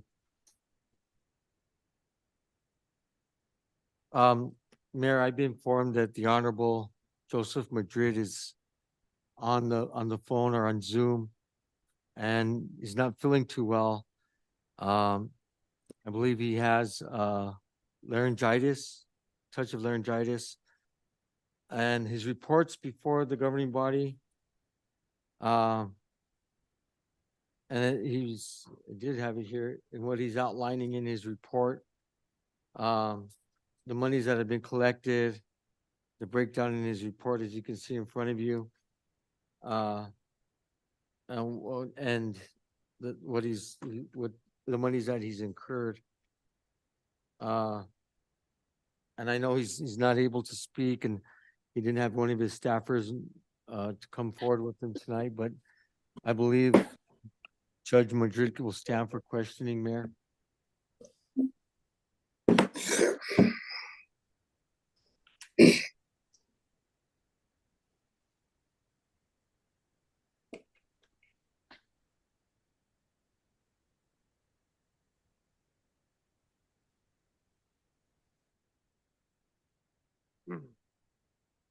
Mayor Pro Tem Peggy Sue Martinez. Judge, there's an amount of $3,246. That was the total amount of fines collected in this community for the month of October. That is correct. That is just fines. If you go down, it gives you the whole the breakdown of all the other fees that we do take, but his total fines for the month of October was the $3,264. Do we have any community service workers here in the community? No, community service is extremely slow right We don't have any community service workers at all then?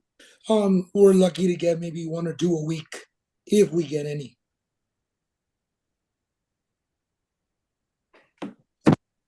Thank you. I do apologize for not being able to.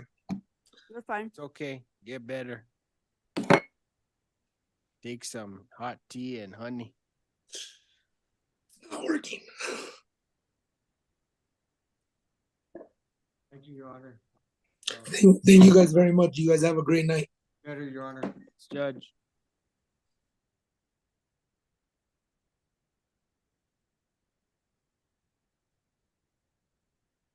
Good evening, Honorable Mayor, Mayor Pro Tem, members of the City Council. Rebecca, can you move the mic? Yeah. They can hear you. Is that better? Yeah, just make sure they can hear you in Cadice world. So you should have a report in front of you of kind of what we're working on. It's a pretty broad brush of what's going on in the planning and land use department. We're continuing to develop community partnerships and meet with the public. Currently, there's been a group that is interested in doing a mixed use development for an apartment and a community-based coffee shop. So we've been in discussions with them. We've been evaluating conditions of approval for existing special use permits that have already been granted to evaluate their compatibility with their existing use. We've been continuing operations for site plans and survey approvals as usual. We've been doing some case study review for evaluations of existing ordinances. We've been partnering with community development on identifying compatible economic growth properties. That's mostly been utilized through our GIS database and running reports based on ownership and lot size. We've been working on that property inventory for Lanel. That's pretty much complete. We've been coordinating with developers for future land use development. There are several interested parties in several parcels that we've been coordinating with our department. I won't get too into it. Code enforcement has 30 active violation properties that they are working on right now. I want to give them a shout out. Both Matt and Armando are really passionate people and super responsive. So I'm very grateful for them on my team, and Vince, who is continuing to do the permitting and working at the desk. And with that, I stand for questions. I'll yield to the council first. Okay. I have a question. Oh, okay, Mayor Pro Tem. Can you tell me where you're at on the rewrite of the code? What's going on with that? So thank you, Mayor Pro Tem. So that is still in preliminary discussions. I'm going through and redlining the code as it stands.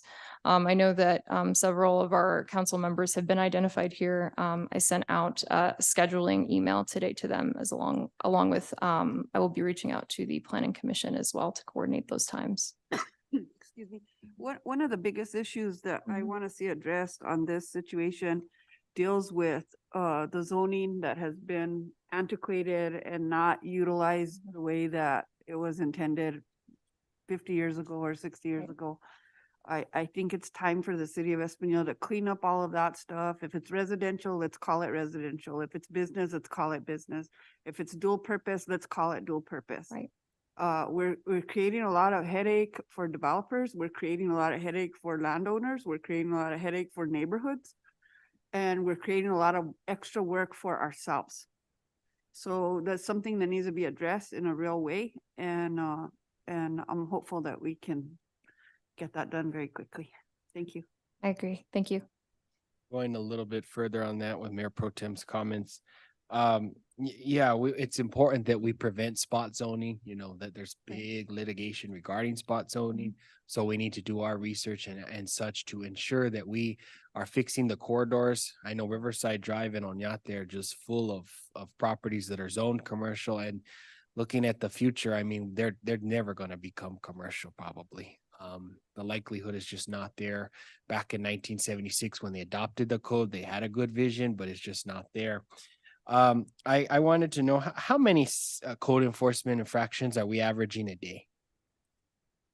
So it really depends. Are you talking about site visits, or are you talking about notifications sent out? So Joe, walk with me. Okay, so according to this, we have 30 infractions. Is that for the month? Yes, that's for this month. Okay, and so is that so? Walk me through here, because I know all the council and myself get comments. Well, where are we in terms of getting their first notice, their second notice, and then obviously the third infraction, where it goes from there? What's the follow through? What's the status? What's the process? Because I know I'm familiar with some of these properties on here, and some of these have been going on. This has been going on now for months, and so can you explain to me? And so for the listening audience, where we're at, Miss Siwa? Yeah, so our like the process, and sorry if I didn't correct myself. So start from, you go out there, you identify a property, and then yeah. Sure. Thank you, Mayor. So we start out with an initial notification process. So there is the time starts when our initial certified letter is sent. So that's day one. And then after that, subsequently, there is a 14-day period before that second letter is sent. The third letter is sent 14 days after that. So that process can take up to 6 weeks. At that point, after that 3-week process, there either is cooperation with those individuals and there's an ongoing conversation within the planning department, or that is then evaluated to go to court or not at that time. Okay, so what are we doing? You know, this city is plagued with absentee property owners, and it's plagued with property owners that obviously are deceased and their families own it. And obviously I know how this goes. There's multiple property owners. So when they're not getting the letter, what are we doing? Obviously they're not conforming, of course, because they're not probably getting the letter. So what do we do? What are the next steps? That's a good question. Thank you, Mayor. So the next steps are to seek out additional contact information. So if we cannot reach them any other way, we'll try doing site visits or seeing if there's anyone else listed on the deed that we might be able to contact that's not necessarily the point of contact in our system. Okay, so what if we don't find them? So that we evaluate on a case-by-case basis. Okay, so then what do we do? Do we follow through with the property or do we just leave it be? I mean, because that's ultimately what the public is getting very frustrated with. Where do we go from there? Again, each property is evaluated on a case-by-case basis. If there are specific properties that we cannot get a hold of those individuals, we can talk about those properties, you know, on an individual basis. If on a broad brush, in regarding to properties that we cannot get a hold of people, that's a challenge that we defer to legal for in that case. Councilor Manny Martinez.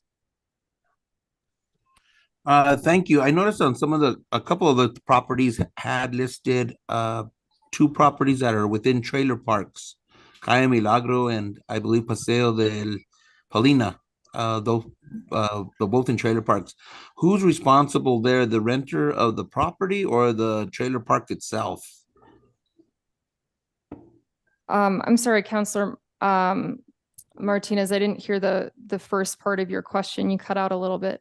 I'm Talking sorry. about for nuisance violations? Correct. Yeah, both of them had violations on them, and they're in trailer parks. Does the person renting the space, is that ultimately the one responsible that would get any violations, or is it the park itself that would get these violations that's responsible? So the way that it is outlined in our code, I do believe I'd have to pull it up. I don't have it at my fingers right now, but it does fall on to the owner of the property, not the renter. Okay, so my question there is, so do we follow up with the managers of these parks in that Correct. case? Yes. Okay. Thank you. Thank you.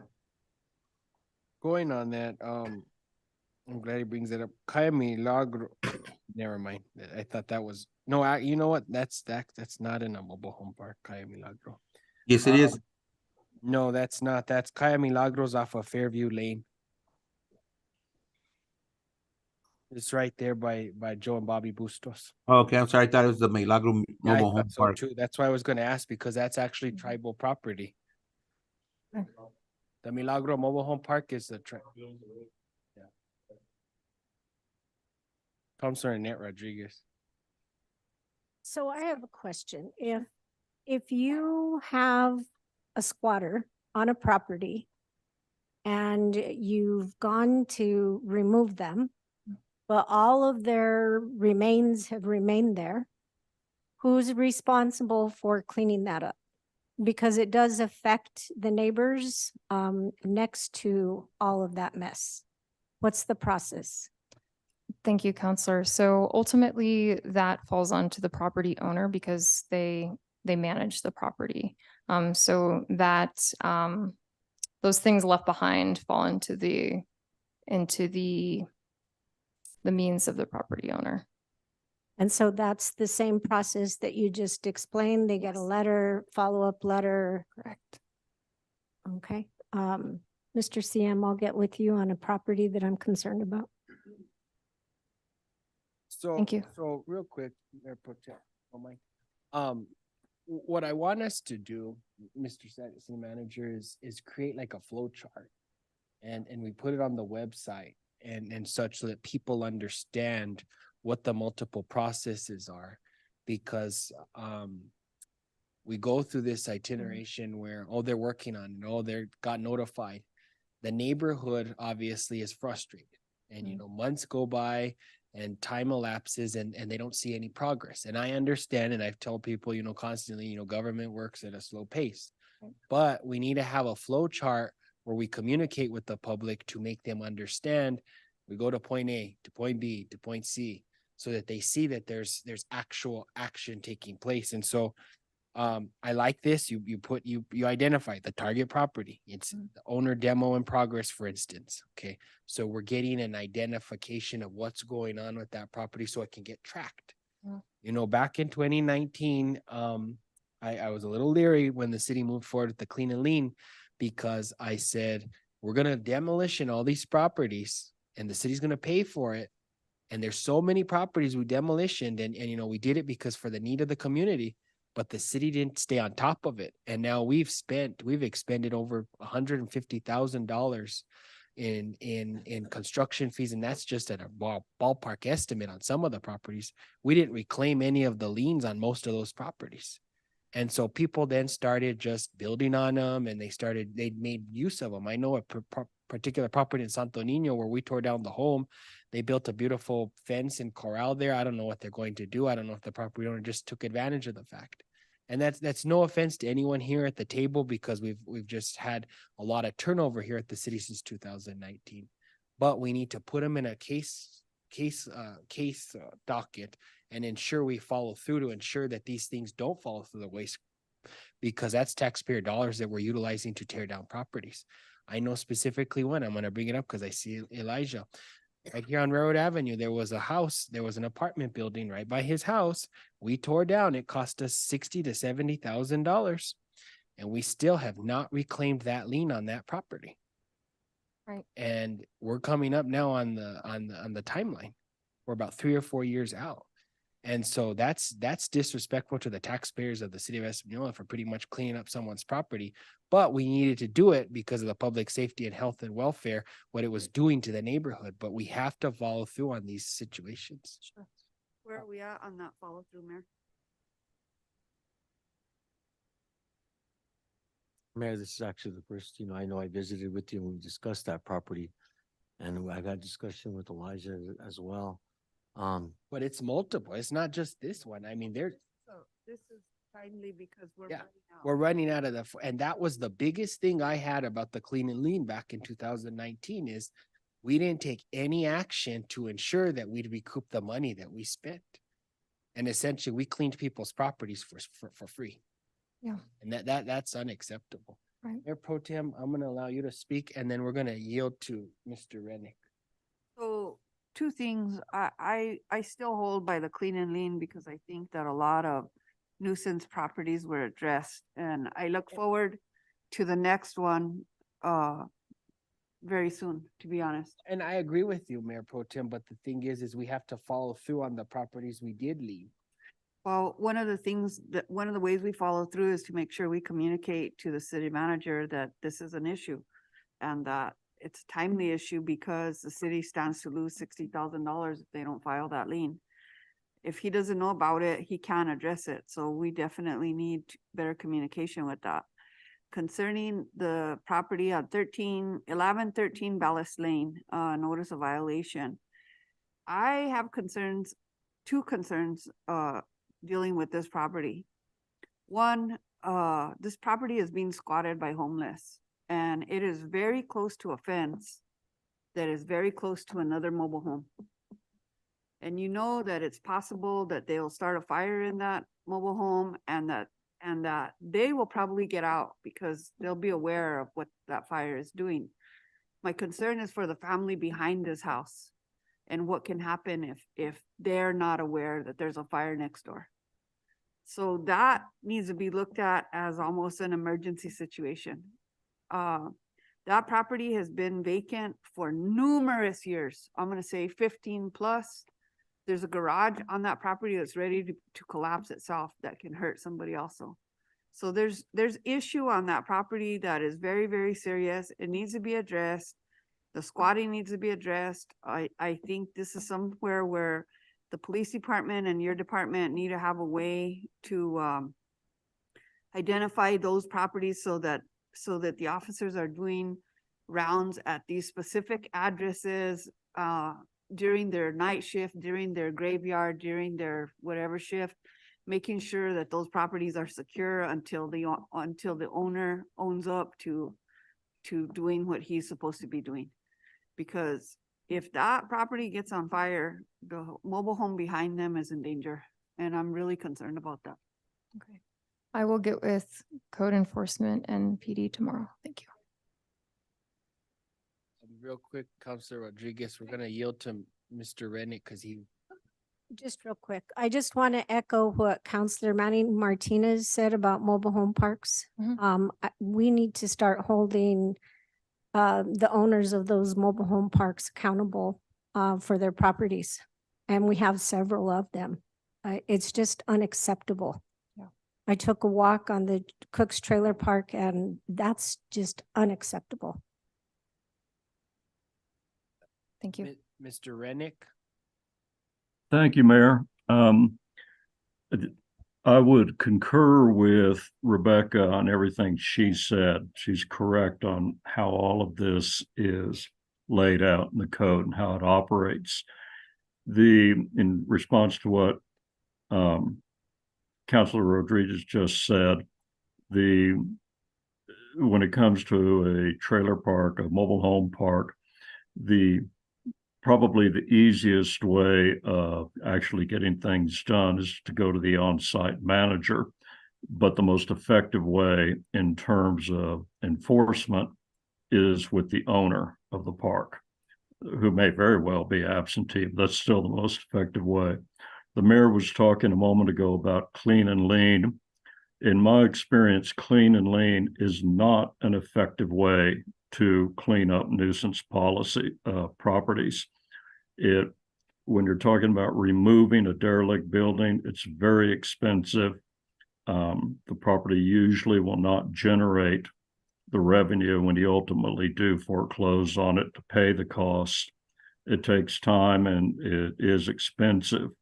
The more effective way, in my belief, is to go through municipal court, especially with items that are short of removing a building.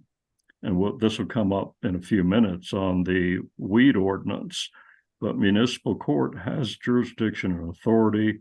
It can impose fines of up to $500 a day.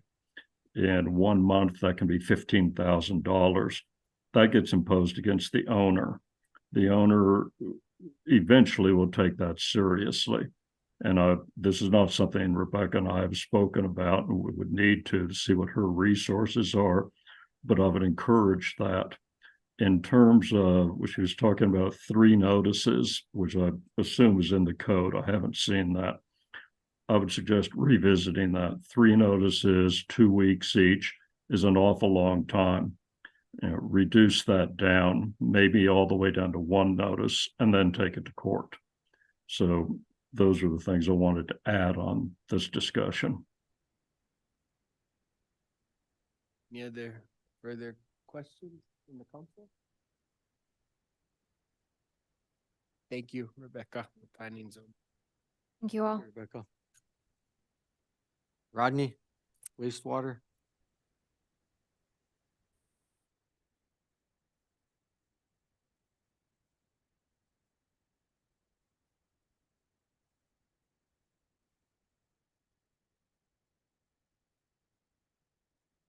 Good evening, Honorable Mayor, Pro Temp, Council.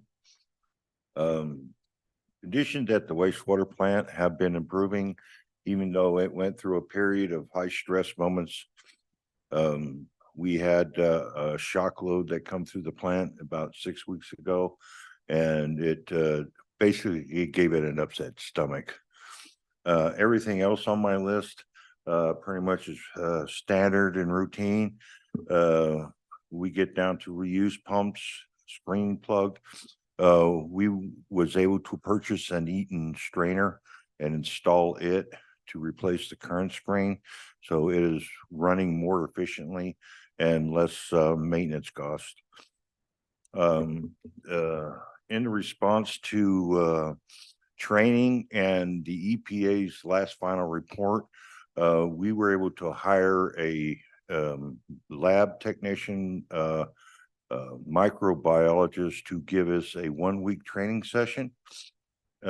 Training that was definitely needed for my inexperienced crew, even though they are well adapting, learning the plant and conditions of that they're exposed to, and improving. I have 2 operators that have gained their Class 1 certification. So when it comes to our lab, we're going to have to continue training and eventually either hire or promote one of these individuals to the level of a lab tech 2. When it comes to any action items, we have decided to suspend all action items till the end of the year, with the exception of the Cadice wastewater pump, and that will be presented to the Public Works Committee on the next meeting.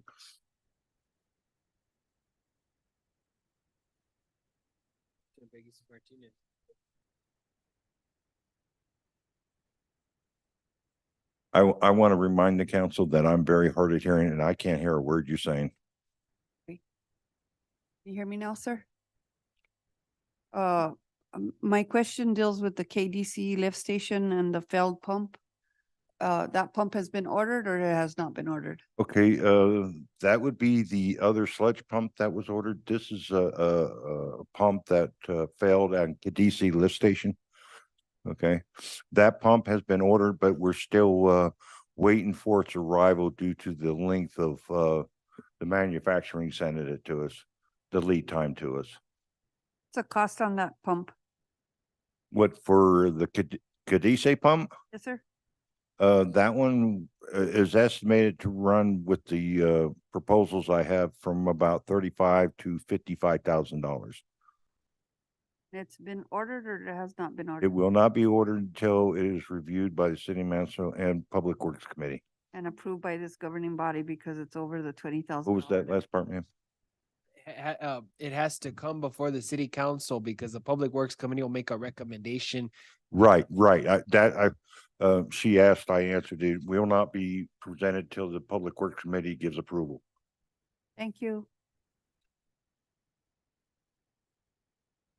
Councilor Nanette Rodriguez. Hi, That it? yes. Okay. I'm sorry. I am hard of hearing and I'm going to do my best for you to be able to hear me. yes, ma'am. My question is on our lift stations.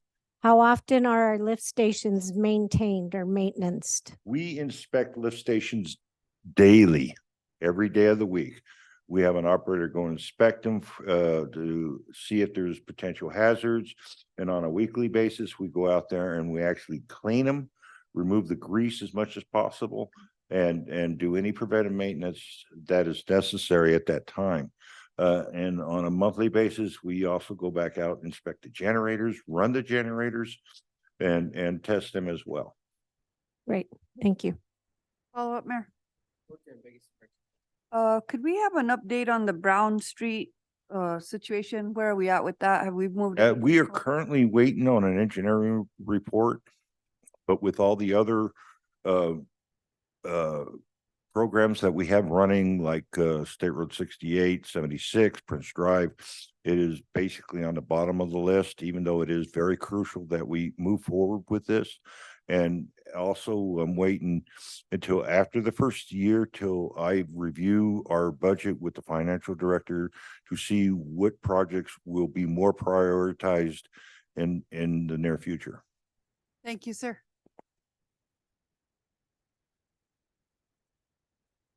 Thank you, Mr. Talcott. Thank you, Wastewater. Thank you. You all have a great Thank you, evening. Rodney. My newest director, Mayor, Mr. Geraldo Jerry Diaz.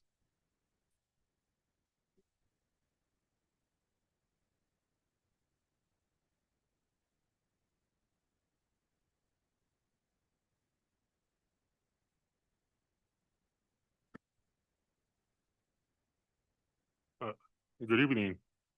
So yeah, my name is Gerardo Diaz. I'm the new IT manager. Just want to give you a brief introduction of myself. I'm a former technical deployment engineer for Amazon.com. I'm also a former cloud email security engineer for Cisco Systems.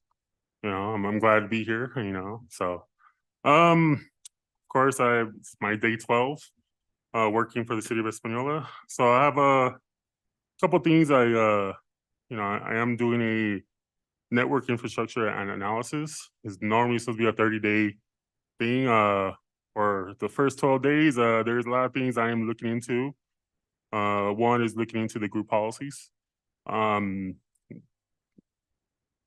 few that's very kind of, it's not really set up properly. So I'm looking into them.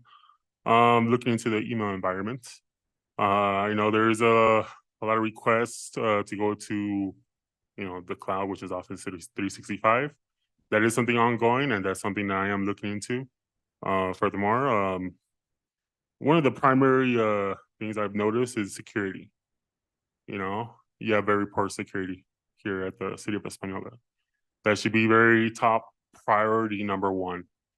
And of course, we're like right now we're in the holiday season. Hackers and scammers are actively looking right now through our email. So I mean that's something that's we had to really, really carefully look into and really start looking into upgrading.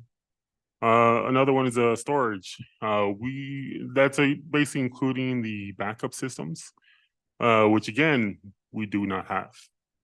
We do have and utilize a cloud, backup system, but we don't have any kind of backup warm sites or hot sites, which is basically if something happens to City Hall, we could, redundancy, have a backup site to keep the business running. Understand? So right now we utilize a cloud backups, but we don't have anything that's going to be, running the business. I do have a meeting with our cloud, engineers. They're going to pretty much discuss how everything works, and if there is a disaster happens, we could utilize our cloud backup systems, to keep the business running. One of the most important things also is update our IT policies and procedures. It's also included security policies, disaster recovery policies, and business continuity policies. Again, limited on the policies. I am looking very much into updating everything. If you guys are familiar with disaster recovery plans or business continuity, those are basically the ability to, if a disaster were to happen, basically a plan to bring back up the network. All right, business continuity, the same thing, have the ability to bring up the business as soon as possible. Again, no policies. All right. One of the things I am looking forward to, pretty much presenting to the entire staff of the city of Española is providing a security awareness program. This is a program that's going to be an in-depth discussions of standard operating procedures in password policy, computer use policy, acceptable use policy, internet use policy, email, mobile, and cybersecurity. Of course, the cybersecurity, is talk about more about the dangers of security threats, including spam, viruses, and etc. So, of course, going to projects, one of the projects, of course, is upgrading our email exchange server to the 365 network. That is something that's kind of ongoing, and hopefully we could start doing that soon. Of course, the 365 network, that's all cloud-based. So I know one of the things I've understood that, there is an issue with the main on-premise email exchange server.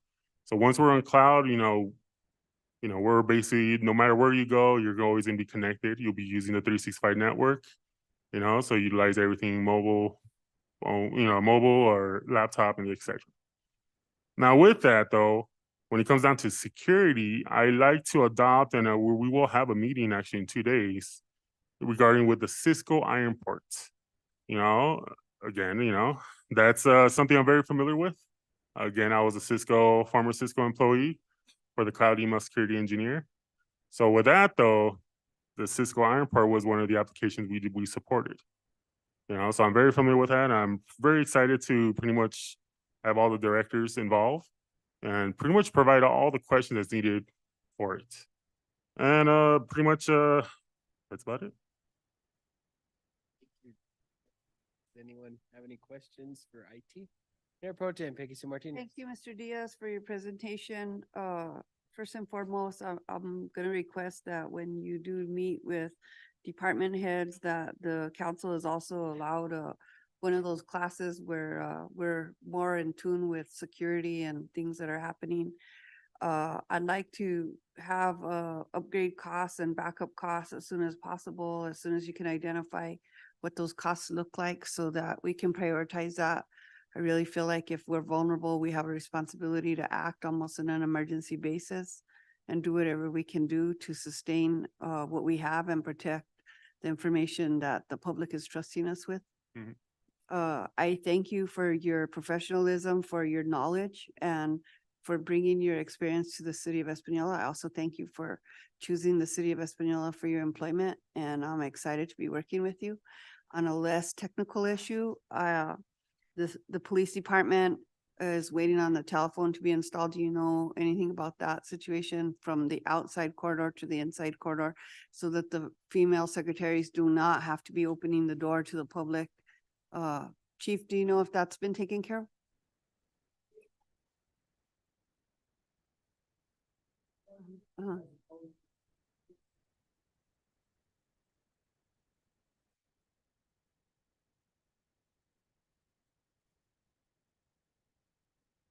Yeah. So we haven't solved the issue yet, but we're working on it. is what Yes. you're saying. Okay, as long as we're working on it, I feel like there's vulnerability for those women that are in that office, having to open the door constantly to the general public. You don't know what these people are about. You don't know what issues they're coming into the PD with, and it creates vulnerability for those girls that work up there in that office. So I appreciate your attention to that as very important. And concerning everything else, I agree with you that whatever we can do to maintain and back up whatever we have, it's important that we get to that point. So I'd like to see costs on that as soon as possible, if it's possible. Okay. Thank you. Councilor Nanette Rodriguez. Mr. Diaz, welcome. I'm personally excited that you're with us. This is such an important department. And it's been non-existent since I've been on the council. And so it's really important that you have already identified that we have breaches in our safety, and you've done that in 12 days. So I just want to say welcome. I'm happy you're here, and I'm sure you have a lot of work ahead of you. We do. Councilor Aaron Salazar. Thank you. Thank you, Mr. Diaz. I just, you brought up, I had a question on the cybersecurity, see if you're going to implement something like that. And you guys talked about it, but so I think that's really important, especially, all these attackers out there trying to get into personal information accounts, everything else. So that is cybersecurity. That's a good implementation. If we could get that rolling, that'd be real good. And we work on this, finally get this thing going in here. You worked on it already, got it. I think we need to just budget and get it. Yeah, it'd probably be best. No, I thought. But with cybersecurity though, one thing that's important is email. Yeah. Hackers and scam artists and all that though, I mean, they're preying through your email. They're hoping you open that email. They're hoping that you get that, whatever 35% discount at Red Lobster, which is a fake. Yeah. Or gift cards, it's a fake. Yeah, program something like, sends all the employees these test fake, Oh, I'm actually planning on doing that, Yeah. as test Yeah. all of our employees, sending out a fake, or a spoof All the email, I mean, yeah. probably I'm gonna have to spoof the mayor or someone, Yeah, exactly. to make people believe like, oh, the mayor's giving us this, but in reality, it's a spoof email. But those are things that we educate the entire staff, and of course, right now I'm, sending emails, even with the whole holiday season, I sent a bunch of emails saying, hey, watch out, don't go into weird sites or whatever, make sure who you're going to. Contact your bank if you have a suspicion, transaction, and et cetera, so, Yeah, but let's say 30%, we're going to click on it. yeah. Welcome, Mr. Diaz, to the city. We're excited to have you. It's great to have someone full-time in-house. Thank you. Welcome. Thank you. And Mayor, just based on that, I did instruct the HR to work with Mr. Diaz along with the union, all three unions representing police, fire, and the local, to work with them on establishing in the personnel handbook a policy in regards to personal use on a government, on a city-owned run computer PC. That's also being developed, Mayor. Thank you, Mr. Diaz. Thank you. I believe the GSD director, Mr. Jeff Sargent, still online. That is correct. Good evening, Mayor. Good evening, Mayor Pro Tem and council members. For the General Services Department, we have been working on several items. General Services will be working on starting the lighting and decorating for City Hall beginning tomorrow. I am also working with the city manager and other staff for the legislative team. In addition to that, I have been working on the CDBG for Ranchitos Park with RMA Advisory and also with the group that had helped us prior to us losing this funding the first time, Sierra Surroundings. I'm working with them and just received a quote for revision of construction documents and their help and assistance with bidding on this project that I'm trying to get. I'm allocating funding or trying to locate the funding to be able to get this going so that we can push and hopefully get this project going to where it goes out to bid late January or early February. In addition, my staff and contractors, subcontractors have been working on heat repairs for the Amazon gym building. In addition to that, we have been working on work orders and other assignments for peak behavioral health up at 1316th Calle Adelante. Also working with Buffalo Design and the EPA and other groups regarding the cultural center design at the plaza. In addition to that, working on helping to get funding for the new fence at Veterans Park. I did work with our streets field superintendent Elijah Mares and Daniel and got the quote, and I used funding out of the NMGRT for the General Services Department to where we could get that fence up and running. I believe we are just waiting on the actual purchase order right now so that we can start scheduling for the work to be accomplished. And the last thing is we did have an issue at 1316 Calle Adelante about a week and a half ago. And with the assistance of the gas company in New Mexico and Councilor Salazar, the issue was resolved within 24 hours and the place had heat, and very appreciative for the teamwork between our entity and other entities in getting work accomplished to keep our city going. I stand for any questions.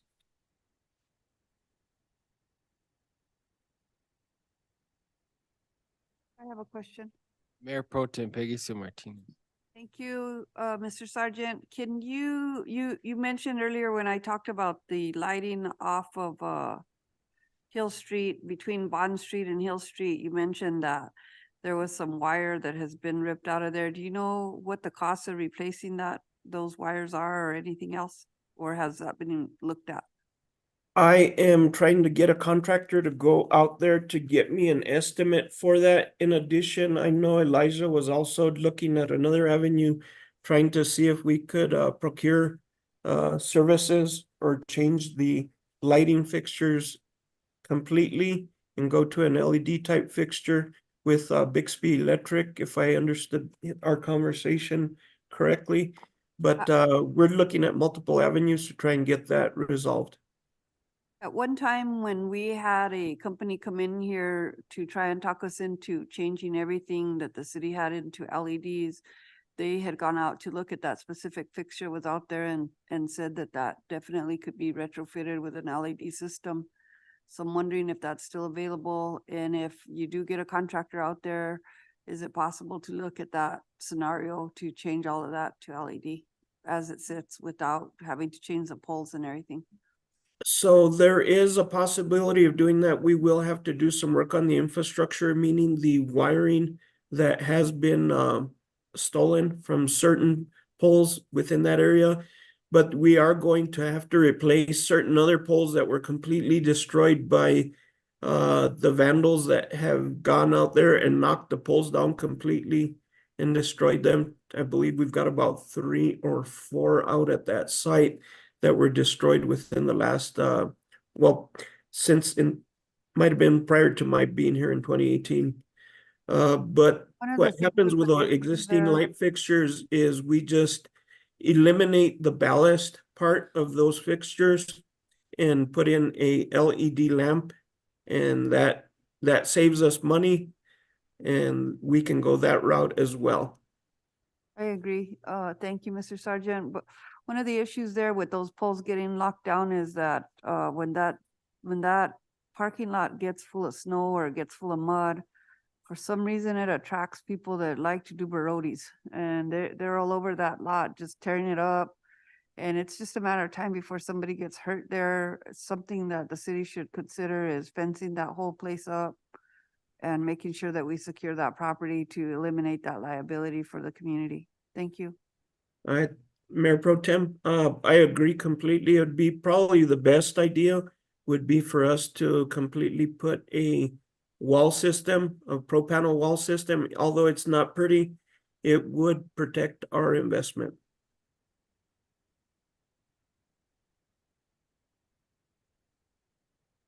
Thank you, Jeff. Bryce Abita.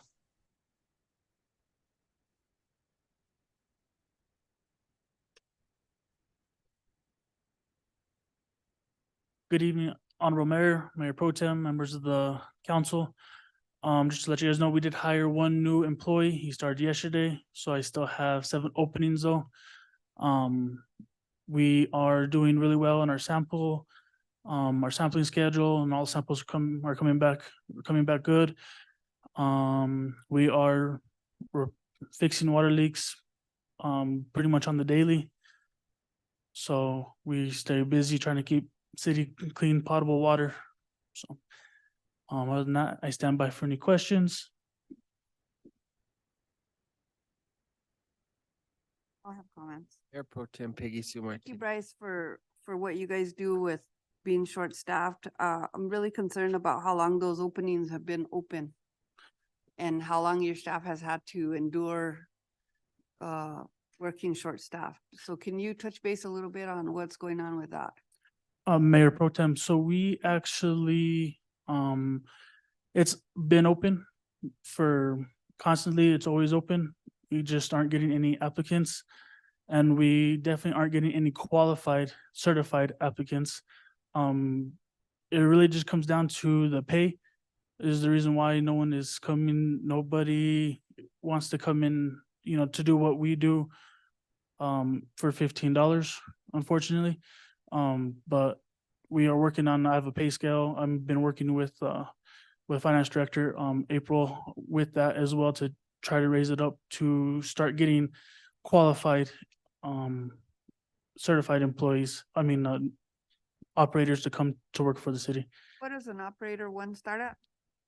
15. Well, operator one, sorry, I apologize. It starts at 1633, yes. And how long before that position goes to a water two? They have to hold the water level one. They need 2 years experience in order to take the level 2. So they have to have 2 years experience in water, wastewater to be able to take the water, wastewater 2 test. So Is there a way for them to augment their pay during that 2-year period by either getting their CDL or by getting a backhoe operator license or anything like that? yes, I believe we have about 5 different certifications that they can get to help increase their pay. But with our pay scale that we have now, they can only go so far with certain certifications before because they have to become an operator in order to get another certification to move up.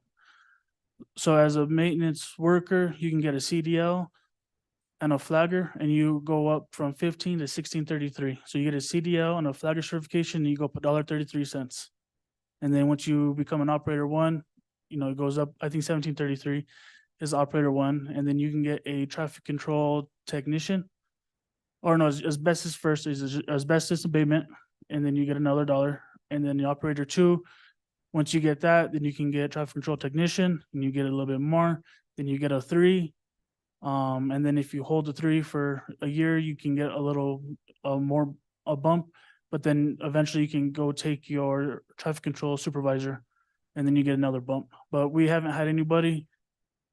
What I'm thinking is that these are, what you're saying is there's room for somebody young to start as a water one person and build their career within the department. Absolutely, yes. It's a really good opportunity for somebody young that does not want to continue their education after high school, just wants to get to work. And what I'm thinking is that we have a whole high school of young men that are very capable of doing this job. And I'm interested in knowing if we've done any kind of collaboration with the Espanola Public Schools to create an apprentice program where we would have senior students at our department half a day. They would get school credit, plus they would get payment from the Espanola city. And at the both times, they're helping us, we're helping them. They're fulfilling a need that the city has. We're fulfilling a need that they have to possibly consider it a career. Hold a minute, Mayor Pro Tem. I just got word that stop broadcasting. Broadcasting. He probably wants to go to bed in the washroom. And I'm interested in this. Can they hear us in Zoom land? Two or threefold: streets, parks, possibly PD and water. These are all areas where I really feel like if the city develops some type of apprentice program through McCurdy, through Mesa Vista High School, through the Espanola High School, and allows these students to come on half day, you working with a student half day is much better than overworking your staff without that help. Do you understand what I mean? Mayor Pro Tem, we actually have a program that we have had high school students come in half day to help assist. So there's a program with HR. They go out and they do bring in high school students throughout the city. More of a summer program for them. Because have it during the year. That's all summertime, correct? yes, I believe they can work longer if the student wants to, I believe. I have to get with HR to confirm that with you. Okay.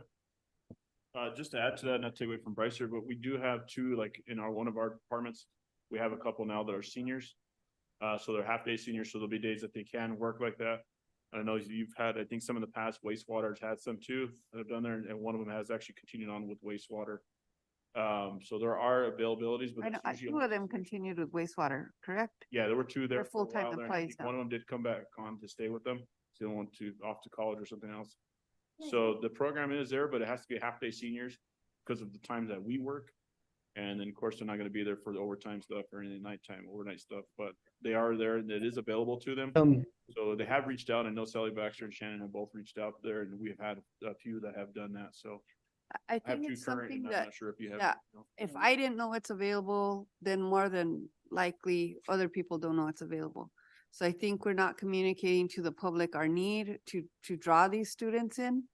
So I'd be interested in sitting down with HR and every department that is in need of these type of apprentice kids to draw up some kind of policies and some kind of way, mechanism for advertising this situation and working with the guidance counselors at the high schools to make sure that they know that this is available to them. Thank you guys for what you do. Appreciate you, Bryce. All right, thank you. Mr. Duhan, this actually brings up a good point. At the municipal league back in Farmington, they mentioned that they did a survey and study of a lot of the member municipalities. There's not a single public works department aside from like the 1 or 2 member departments that have a complete 0 vacancy rate. And so one of the things they talked about was how we market it to be an attractive career for people when they don't believe it's a dead end job and such. And there's opportunities for advancement. And there's opportunities where people have that vocational technical aspect like Mayor Pro Tem Peggy Sue Martinez is talking about. So I know it was a discussion by the Self-Insurers Fund from the Municipal League, and they talked about it because there's not a single municipal public works department in this state that had a 0 vacancy rate.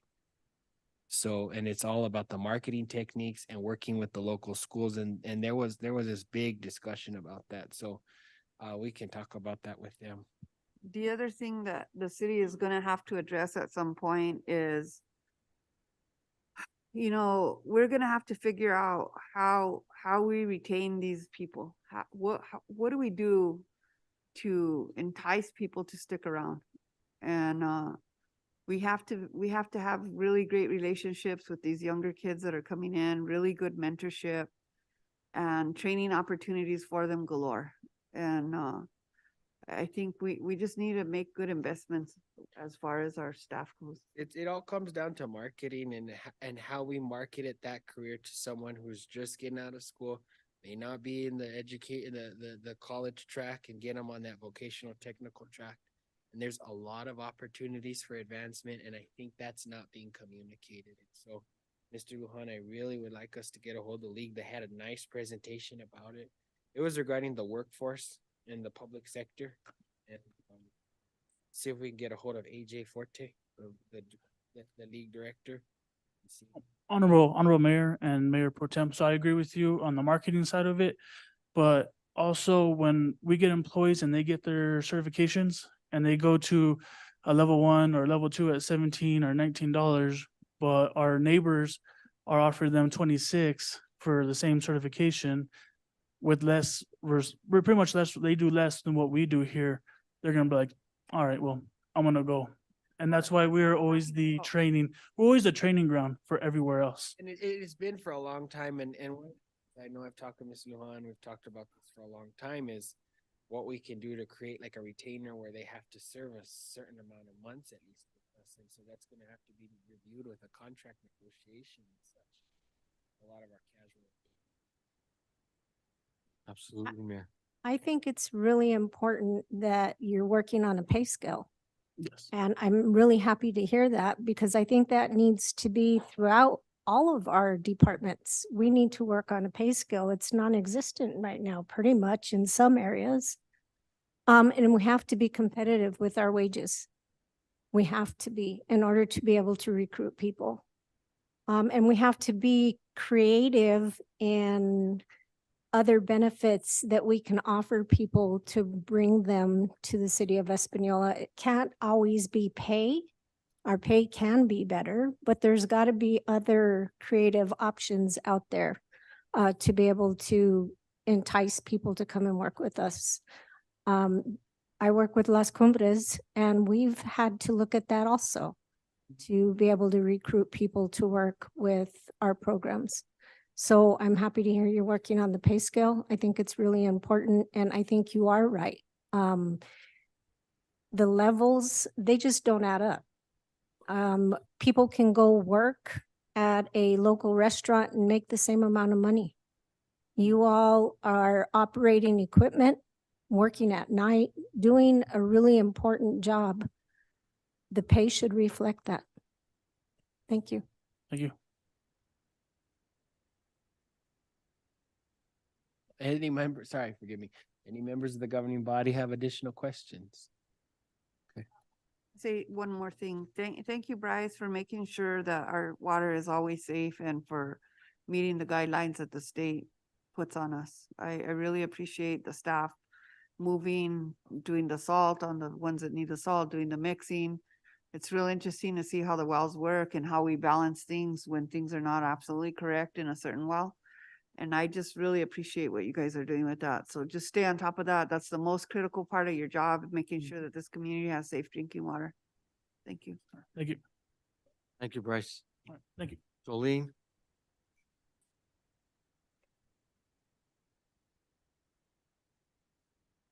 Somebody to set that clock right, because I keep getting more tired looking at that clock, thinking that I'm an hour behind, an hour ahead.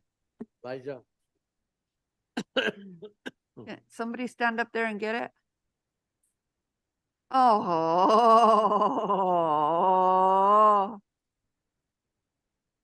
yay. A bunch of gentlemen.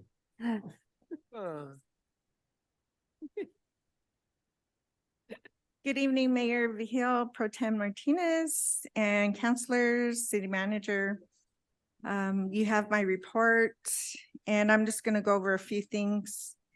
The first one will be attending the Los Alamos County Commission meeting.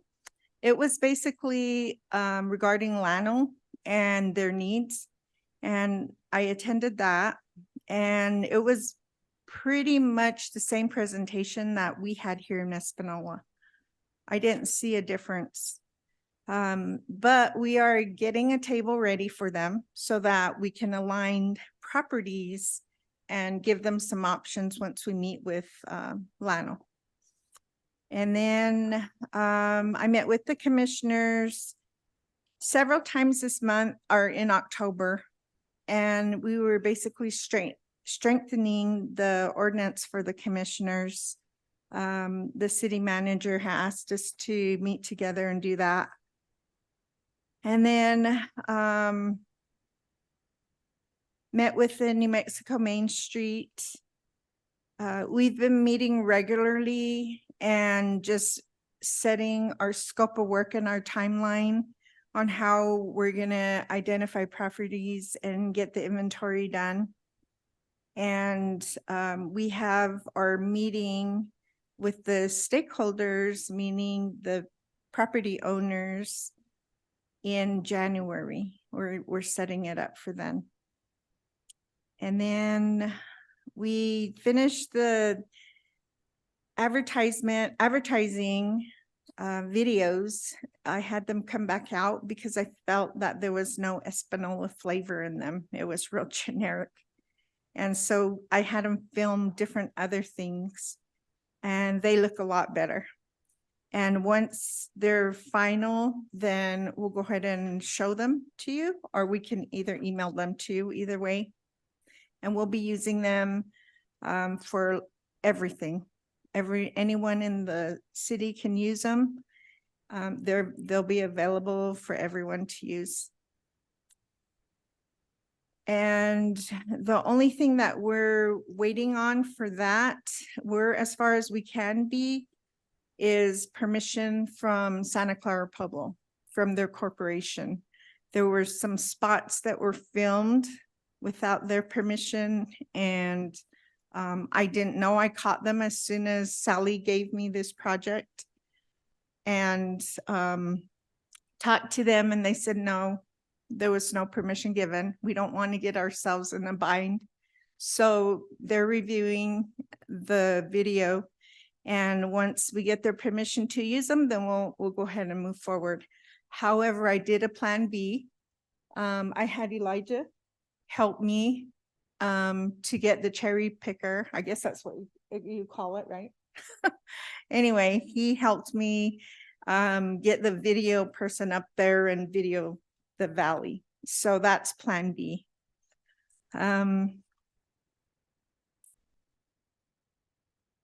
And then the last thing is just setting up a meeting for the code enforcers. It was initially for Santa Clara Pueblo. The city manager wanted, okay, we can get there too. Because of the whole issue with the homeless and to see if they could work things out and just all of that and just talk to each other basically.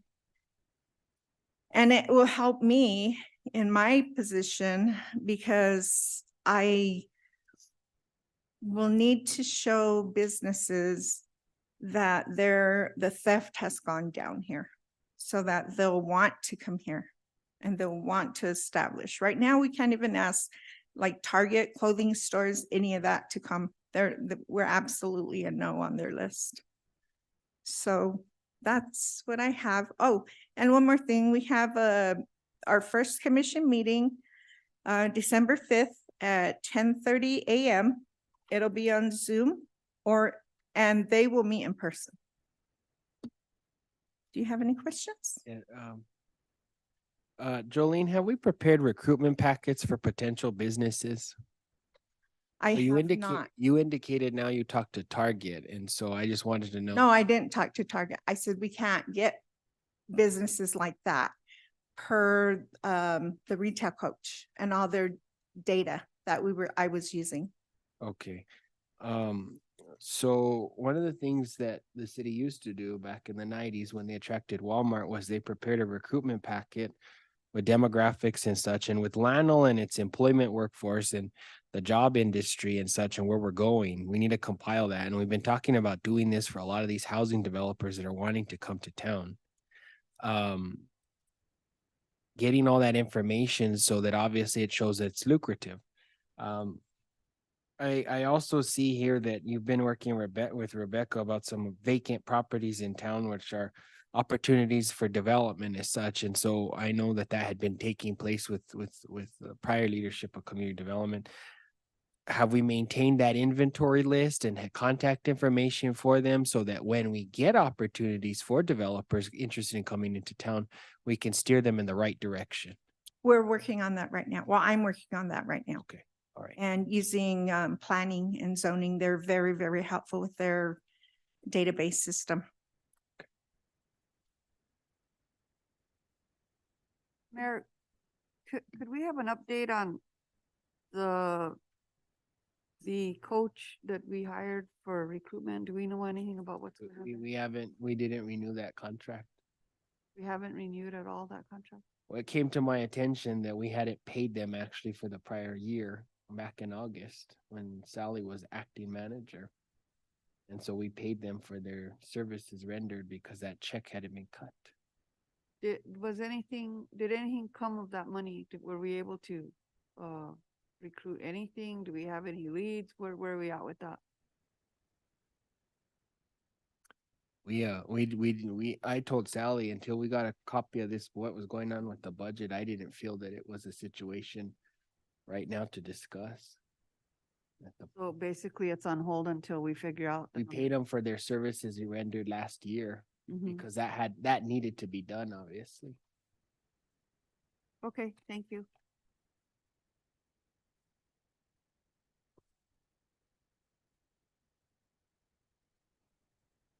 Anyone else have any questions?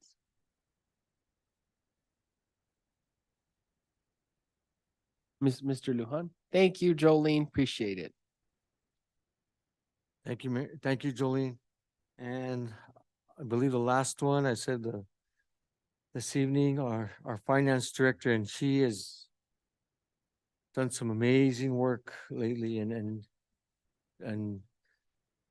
endured a lot, put a lot on her shoulders. She's accepted challenge. I believe speaking to some of your counselors about it and the issues that we've had and what she had to go through, but I'll let her take it from here. Finally. Mayor Pro Tem, City Manager, Councilor, thank you for waiting patiently for me to give my report. I apologize that I didn't have a report in the package. I unfortunately didn't have the time to put one together, so I have one that I'll just read to you and give you some updates I know it's getting late, so I hope that I don't go too long-winded. And I'm just gonna touch base on what's been happening. So during my first council meeting with you all, I gave the council a 30, 60-day and an intent to give you a 90-day plan upon my arrival. As of this week, I will have completed my first official 27 days here at the city. So I haven't hit the 30 yet, so I have 3 more days, okay? As stated to you prior, I was planning on spending the bulk of my time observing and listening. But that has, it's worked out, but not completely like I thought it was going to. So I'm pleased to provide you with an overview of the finance department's recent developments and progress within the first 30 days in my tenure as a new finance director. Upon assuming this position, I identified a critical need for the establishment of comprehensive policies and procedures, given the absence of such protocols upon arrival. In response, a diligent effort has been underway to revamp and create robust policies that will not only streamline financial procedures and processes, but also enhance transparency and accountability within the finance department. Pleased to inform you that the FY22 has been successfully completed with a final review and a scheduled phone call with the auditor tomorrow at 1 p.m. and that should conclude the audit. All necessary documents and records are in order, setting the stage for the commencement of the FY23 audit promptly thereafter. In addition, the first quarter report was successfully submitted to DFA. I touched base with you on the last meeting about that, but there were a couple of pending items and one small deliverable to DFA, but it is submitted at this point, and everything with the audit is complete up to this point. Addressing concerns related to the audit, I spent a lot of time looking over the FY22 report, and I mentioned prior that I wasn't here, which we all know, so it was very hard for me to attest to or agree to or disagree with any of the audit findings. However, I have responded responding with proactive measures to ensure compliance with regulatory requirements. Through a thorough assessment, potential areas of vulnerability, I'm sorry, I can't talk, I'm already tired, have been identified and corrective actions are being implemented to mitigate further risks. This strategic approach not only aims to rectify any existing issues that we have, but also serves as a preventive measure against future challenges. Furthermore, the finance department is about to begin the process of preparing for the next audit. I plan to initiate a comprehensive audit readiness plan focusing on documentation, internal controls, and staff training to ensure a smooth and successful audit process. This meticulous preparation aligns with our commitment to maintaining the highest standards of financial integrity, and most of this has already began, but I just wanted to give a little a touch base on where I'm headed with it. I also spent 5 days amongst all the rest of this stuff, I spent 5 of my 27 days in the DFA budget conference. It was a virtual conference, but there were multiple items that were covered, such as budgeting, financial reporting, lodger's tax, quarterly reporting, mileage and per diem, law enforcement recruitment and retention funds, law enforcement protection funds, audits, and capital outlay, and a multitude of other items, which was very beneficial to me because some of these areas I've touched base before coming from DFA, but there's a lot of changes that have taken place. And with a lot of this training, I came to discover again that there were certain areas where the finance department here wasn't up to par, or they weren't following certain DFA regulations, specific areas into like mileage and per diem, just things hadn't been updated in the policies and procedures. So that's something that I already actively corrected with my staff. And I've also uncovered potential loss of grant funding, being that we didn't have a grant manager in place for a period of time. I do have a staff member who isn't the grant manager, but she is working actively on recovering any grant funding that we may have or possibly could lose if she didn't act on it quickly. She's diligently worked to secure and draw down right now over $500,000 in funds that the city could have potentially lost, but we're working on drawing those down. Let's see, in summary, the finance department under my leadership is undergoing significant positive transformations, as I've stated before.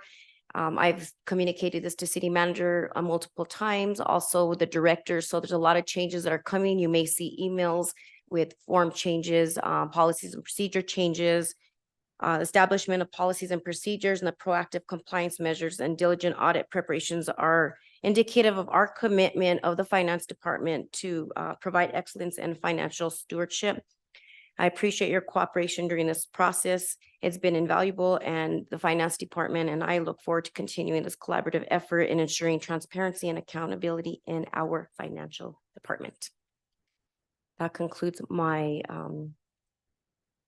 presentation, but I do stand for questions. Before I turn over the floor to the counselors, I want to thank you, April, for all the hard work you've put into the finance department in the last month.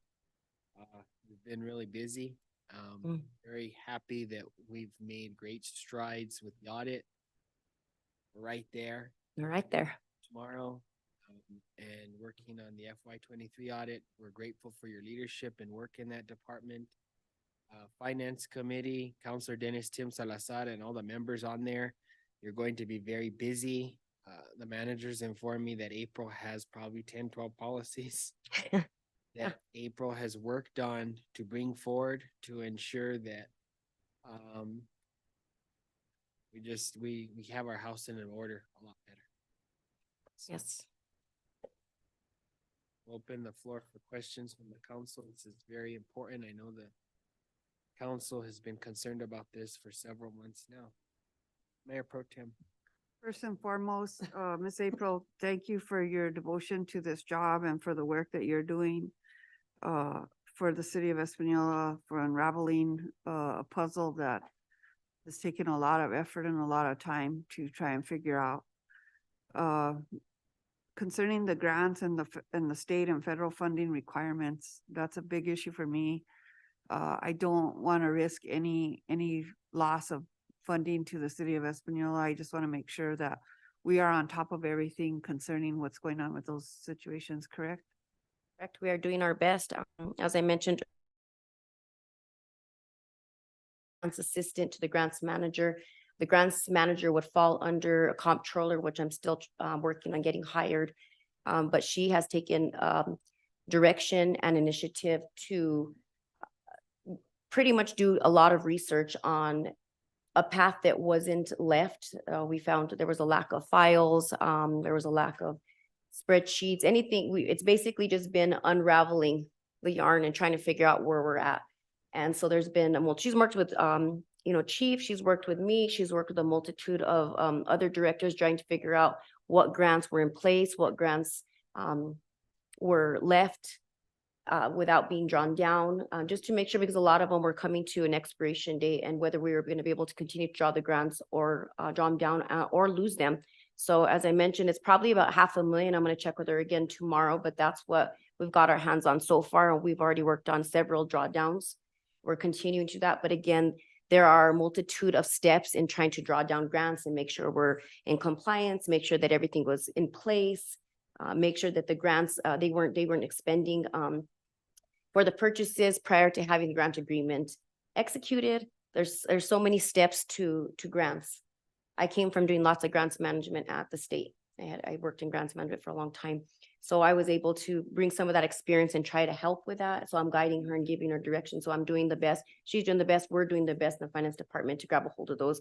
And then once we have a clear system going, then hopefully we'll be able to start up again and start applying for grants and make sure that we have a process in place. So that's another process and procedure that I need to work through for the department. But it is my goal to make sure that we don't lose any grant funding. Do you have an idea for when we'll have actual numbers and year-to-dates on the whole budget? I have the Q1 report, the recap report that I reported for Q1. The only reason I didn't put it in the package was because there was a couple more deliverables that DFA needed before I could print that recap report off. I did do the recap report today, but I didn't provide it in the package. So I didn't think that it was fair to you all to just present that without. Allow me to interject, Mayor Pro Tem. So April, do you have a timeline of when that deliverable will be handled? Because we've only had one finance board meeting this year. Yes. And if need be, can we host a finance board meeting before the end of this year? Yeah, Now I that think you that's know, feasible. now that you have better Even accurate. if it's towards the back end of December to provide your staff with a little bit more time? The back end of November? December. Okay. so Gonna that's say a few days. November ends on No, Thursday. December. Absolutely. I just would really sleep a lot better knowing what it looks like. Okay. And so, Mr. Lujan, so as soon as we get those deliverables handled and such, we need to have probably not a finance committee, a board of Board finance. meetings. The entire council, Mr. Mayor. And So we we- want to we shoot did for it look for the at- end of And for the December. beginning of the coming year, April, Mm-hmm. Ms. Moya, I'd like us to get back on a quarterly board of finance meeting. Okay. And this will begin the last quarter, Mayor, the fourth quarter. We do that meeting now, but, and to, our chairman, Dennis Tim Salazar, if we can, I spoke with him earlier, we just need to get moving on a lot of issues, as I told Ms. Moya today, that need to be attached to the finance committee's agenda.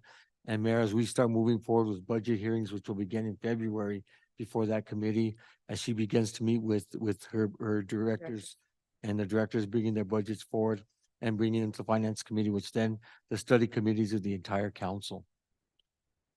And the other thing that I'd like to ask of the counselors is if there's any specific, I mean, everybody wants to see different things. So if there's any specific information that you want to see as far as the financials on, say a monthly basis, a quarterly basis, that would be good for me to know too. So that way, if I prepare something that I feel is important, but maybe it's not as, I wouldn't say as important, but you want to see something else, it'd be good information for me to know what you want to see and what I could provide once a month to council, Hold a minute. Councilor Dennis Tim, I guess, has been waiting to speak. Councilor Dennis Tim, and we'll go to you, Mayor Pro Tem. Thank you, Mayor. I did get with April last week. I would like to have the meeting either by or before December 15th, and I feel that we do need to discuss the multiple items on that agenda, but definitely we have to have one before Christmas. So I'm thinking by Friday, December 15th or before that. So I did ask April to give me some available dates so we could get that set up. Thank you. Councilor, for your work. That's a finance committee meeting. But we might need to convene a special meeting maybe after Christmas. okay. And that finance committee is originally right now scheduled for the 19th, but I think we were going to try to do one 2 weeks prior to that as of today. Well, because you have a lot of policies. Yeah. Because she has a lot of policies that she's bringing to finance committee. And so I think Councilor Dennis, and the train of emails I saw, you might split up the meetings. I don't know. You guys make that determination. Okay. Yeah, Councilor the essence Salazar. of time, because it may just, that's what I was thinking is how do we split this up? Because if it's all policy geared, are we going to discuss a time to discuss other things? Does any other members of the governing body have any questions for Ms. Moya?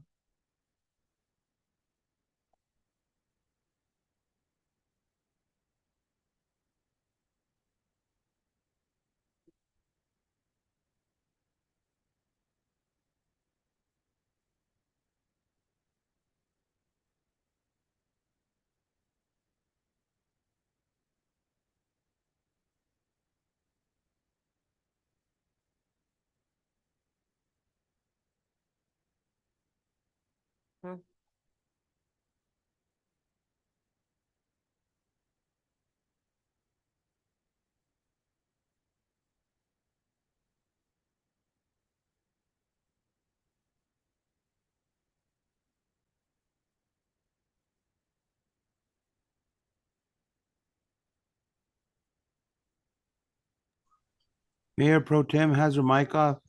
Sorry, I want to see what we're expending and what we're bringing in. Those are the most important things for me. I want to see the balance and that's it. The recap report would have been great for you to see. We would have been able to give you those answers. So I apologize for not having that ahead of time for you. It's been a whirlwind. It's been fire after fire after fire. I'm keeping afloat, I think. I mean, I think I'm here all day long and then I still go home and I go to sleep working and then I wake up working, but it's okay. But that's why I said I've been here 27 days, but it feels like I've already been here at least 2 months. So when I was looking at the days today, so I haven't even hit my 30 days yet.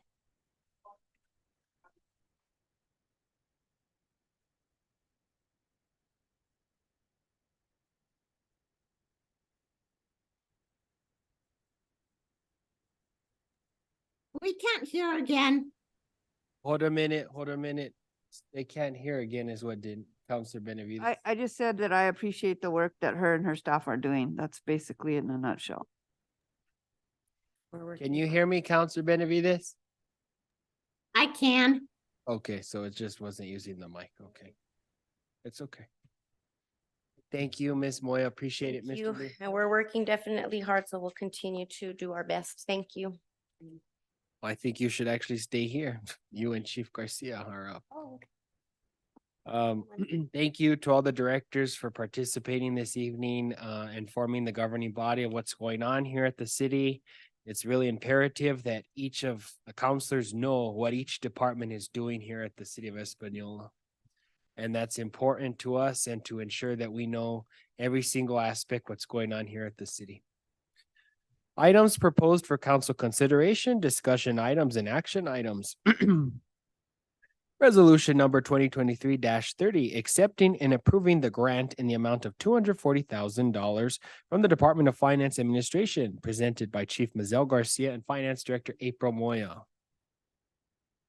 ready? Honorable Mayor, Mayor Pro Tem, governing body, this is the grant, the appropriation amount is 240,000 that we brought up at November 14th City Council meeting. I think the wish of the council was to have the actual paperwork in front of them, and I believe it was afforded to you in the packet. Miss Garcia, was this sent to was it uploaded so it's on board book? Okay. And Approve. Motion to approve, Mayor Pro Tem Peggy Sue Martinez, second by Councilor Annette Rodriguez. Just in full disclosure to the entire public, you are purchasing one vehicle here in town, correct? Mayor Pro Tem, yes, we are purchasing one vehicle here in Espanola. And the other vehicles are going to be purchased at Chalmers, correct? Yes, ma'am. And the total amount for everything, including the retrofitting of each unit is how much, Michelle? The total amount, man, the PRs that are attached for the 3 Durangos will be 127,959. For the Jeep will be 47,198. And then the outfitting for all 4 vehicles will be 66,145.90.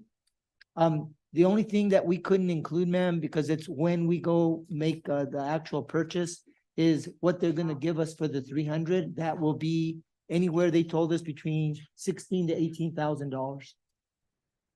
Okay, I'm fine with this. So the total amount without the trade-in at this point is how much? 360. 27. Be that much.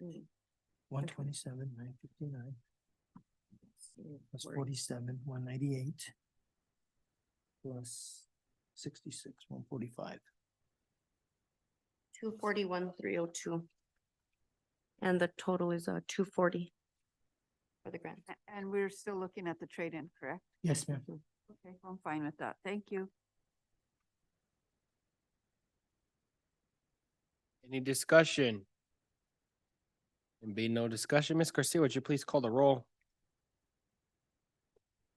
Mayor Pro Tem Peggy Sue Martinez, Absolutely in favor. Councilors Denise D. Benavides, In favor. Dorothy D. Valdez, For the motion. Manuel J. Martinez, For the motion? Justin Salazar Torres, Come back to you. Nanette D. Rodriguez, Absolutely for the motion. Aaron J. Salazar, In favor. Dennis Tim Salazar, For the motion. Justin Salazar Torres.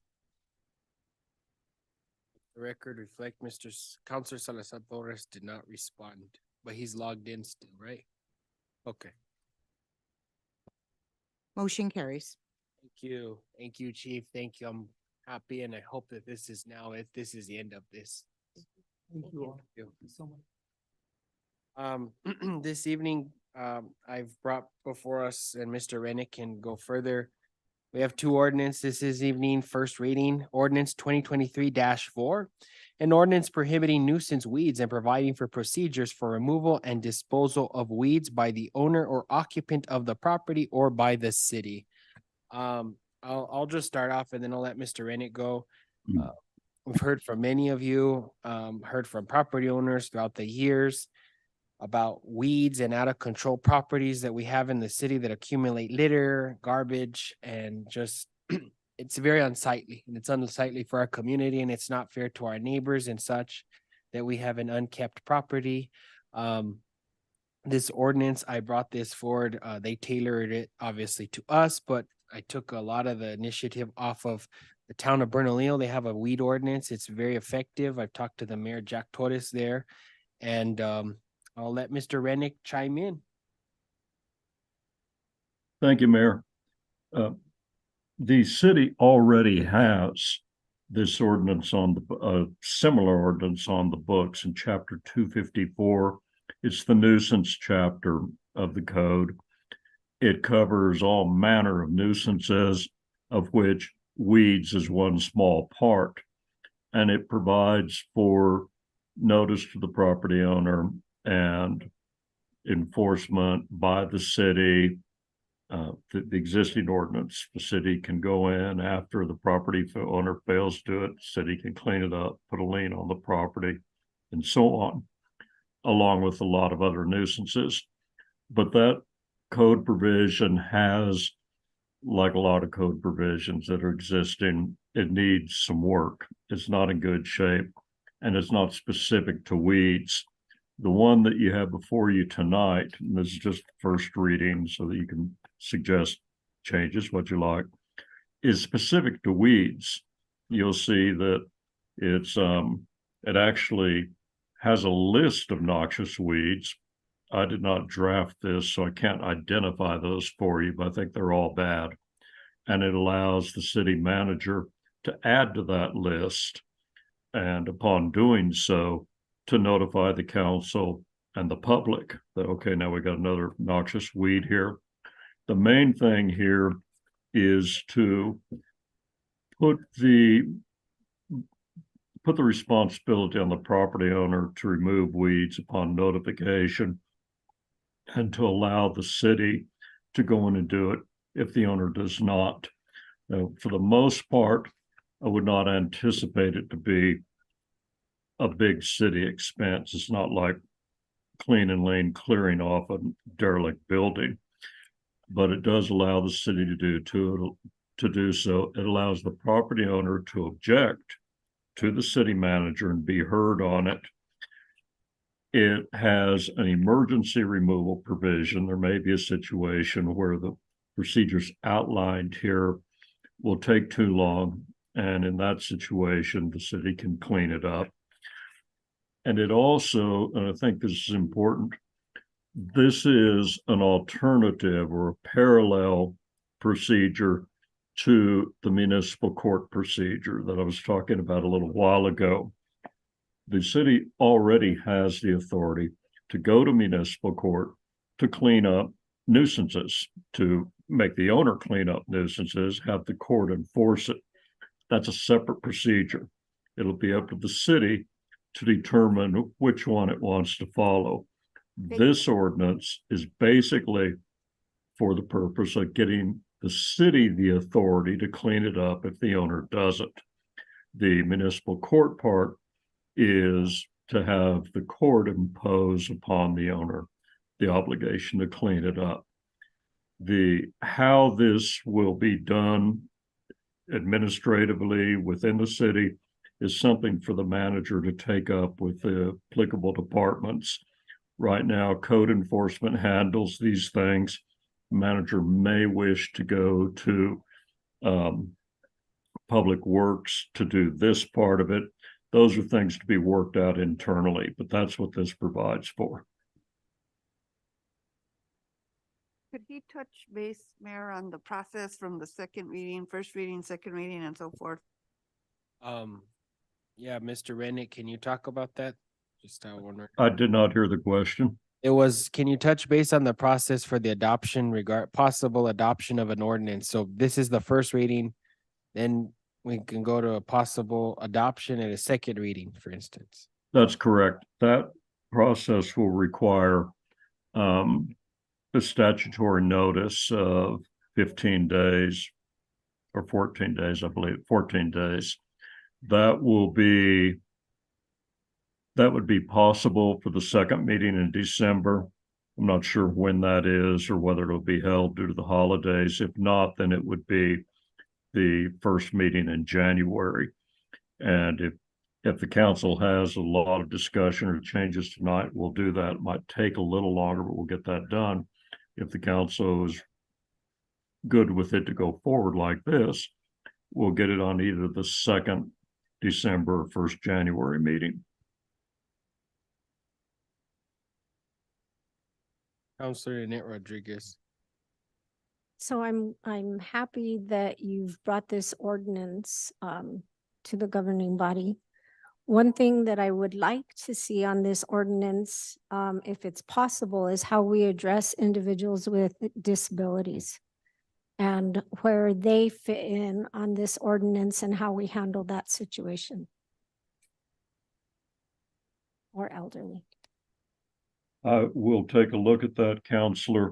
I understand what you're saying, that some people may not be able to do it themselves. That, of course, is already an existing situation, but we'll see what we can do to address that. So, Thank you. I was going to call Ms. Gillette. Ms. Sewall, how do we handle it right now in terms of infraction, for instance, not just particularly weeds, but an unkept yard?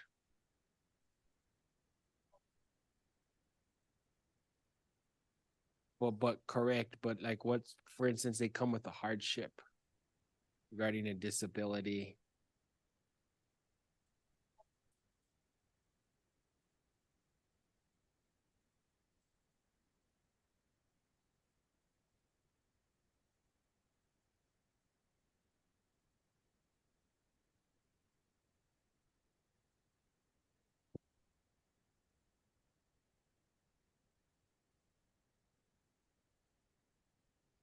But I think it needs to be written somewhere because that leaves it open to interpretation on whoever is in the planning department.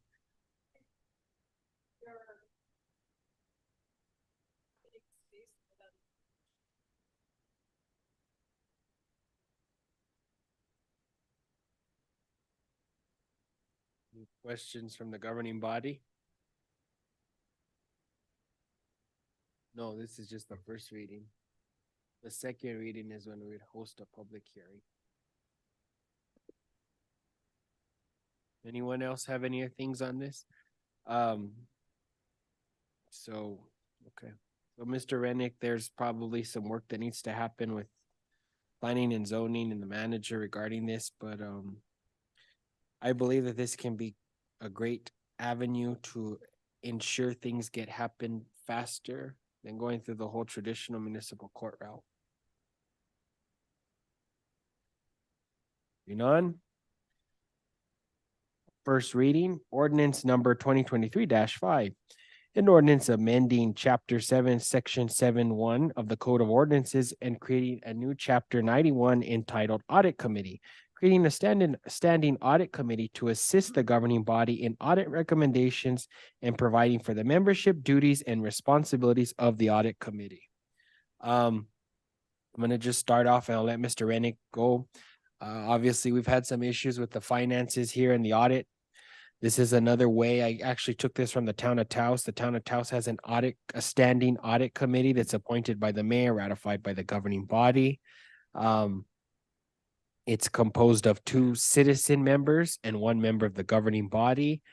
They'll be on top of the audit from day one, and they'll be apprised of it and work with the finance department to ensure we don't get behind in the delays like we did currently. And so before I turn over to Mr. Rennick, April, did you have any comments regarding this? Okay, Mr. Rennick, you go ahead. All right, thank you, Mayor. As the mayor indicated, we used town of Taos model for this. We also ran it by the Office of the State Auditor, because over the course of the last half year or so, the city's attempts to get a better handle on finances have generated discussion and responses from the state auditor, and we've tried to make sure that anything we do is in compliance with that office's regulations. The state auditor stated that the office informed us that the town of Taos ordinance is a good one, and so that's why we tried to stay with it and mirror it. The idea here was to create some oversight. The details of how many people on the committee and who's the chair and what sort of background, those are things the council can hash out as it deems appropriate. The substance of it, the responsibilities, are basically sort of twofold. If you look at page 36 of 38, section 91-2, right off the bat, it talks about review external audits, the findings of external audits. Those are the audits you get every year. The one that April was just talking about a little while ago. Those come back, and the audit committee will then look at it and say, okay, what did the city do wrong here? What does it need to fix? It deals a lot with systems of accountability and how things are reported. Those would be within the purview of the audit committee to take a look at. Say, we had a finding last year, here's what the city thinks we should do to fix it. We think that's good, be tweaked or whatever, something like that. That's part of it. The other part of it is to regularly work with the finance department to look at the internal systems, the control systems, IT, bookkeeping, accounting, and so on, and provide advice there. The committee will not have any independent authority. It can only make recommendations to the city council, and it's set up that way. How often it meets, I'm recommending quarterly. You could make it more or less, but this will be a standing committee, just like your other standing committees, P&Z, Parks and Rec, Library Board, and so on. They have regular meeting schedules. They abide by the Open Meetings Act. It'll be all of that.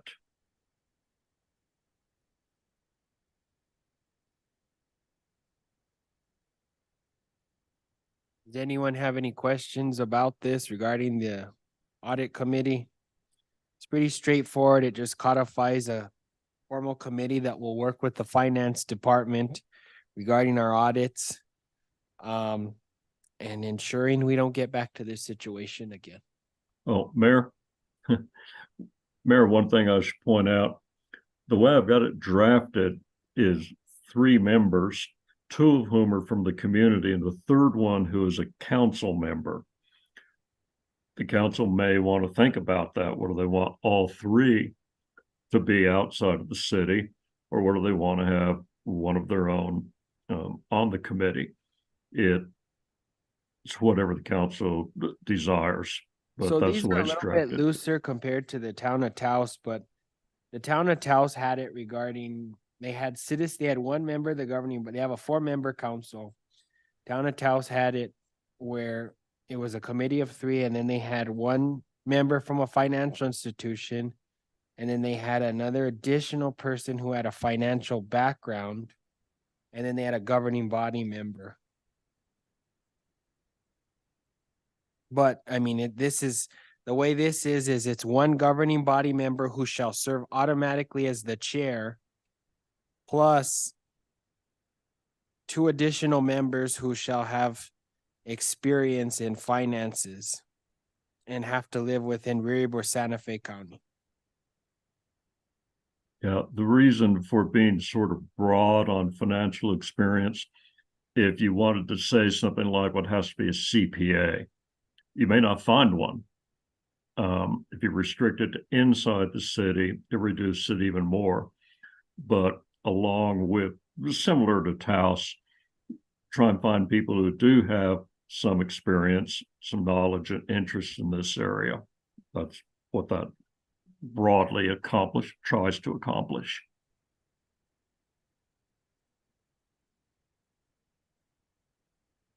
Does any other members of the governing body have any questions? I do have two individuals who are interested in serving that. One of them is a CPA and one of them works at a financial institution, so. Got that handled.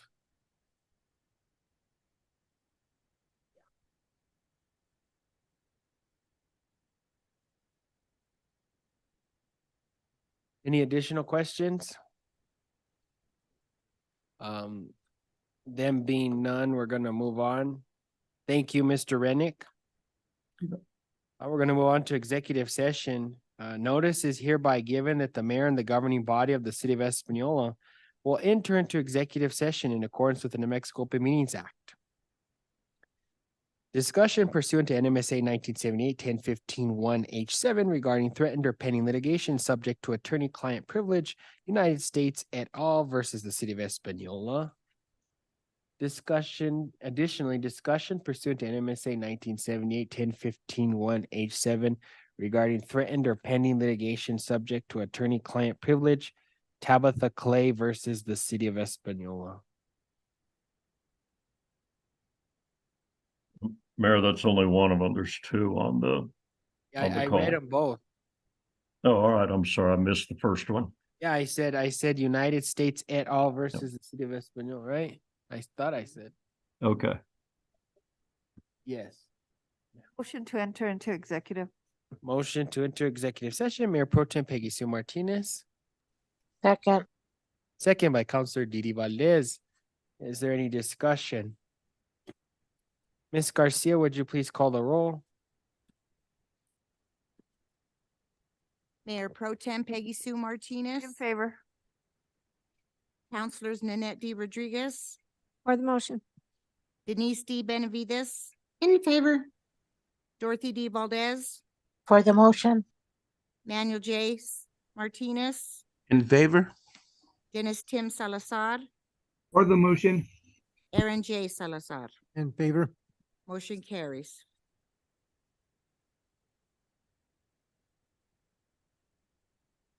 Thank you.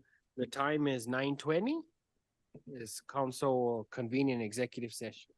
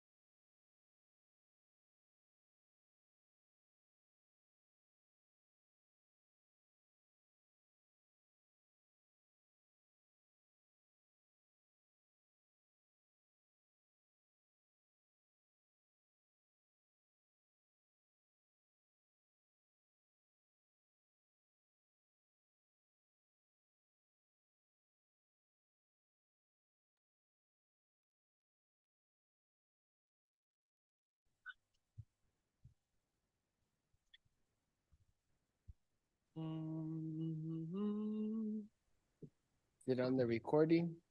Okay. All right. Dee Dee's on. Not quite done.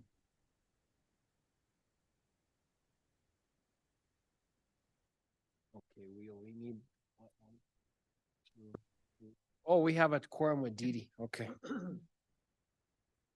Okay. No. We have a quorum with Dee Dee.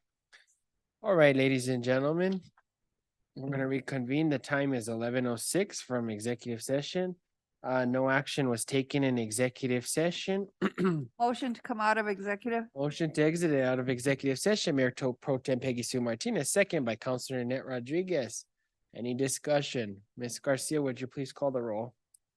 Mayor Pro Tem Peggy Sue Martinez. Councilors Nanette D. Rodriguez, For the motion. Aaron J. Salazar, In favor? Dorothy D. Valdez, For the motion. Denise D. Benavides, Just indicate that they exit. Manuel J. Martinez, Dennis Tim Salazar, For the motion. motion carries. Thank you, Dennis. Thank you, Dee Dee. The time is 11:07. This meeting is now adjourned. Thank you. Thank you. Good night. Good night.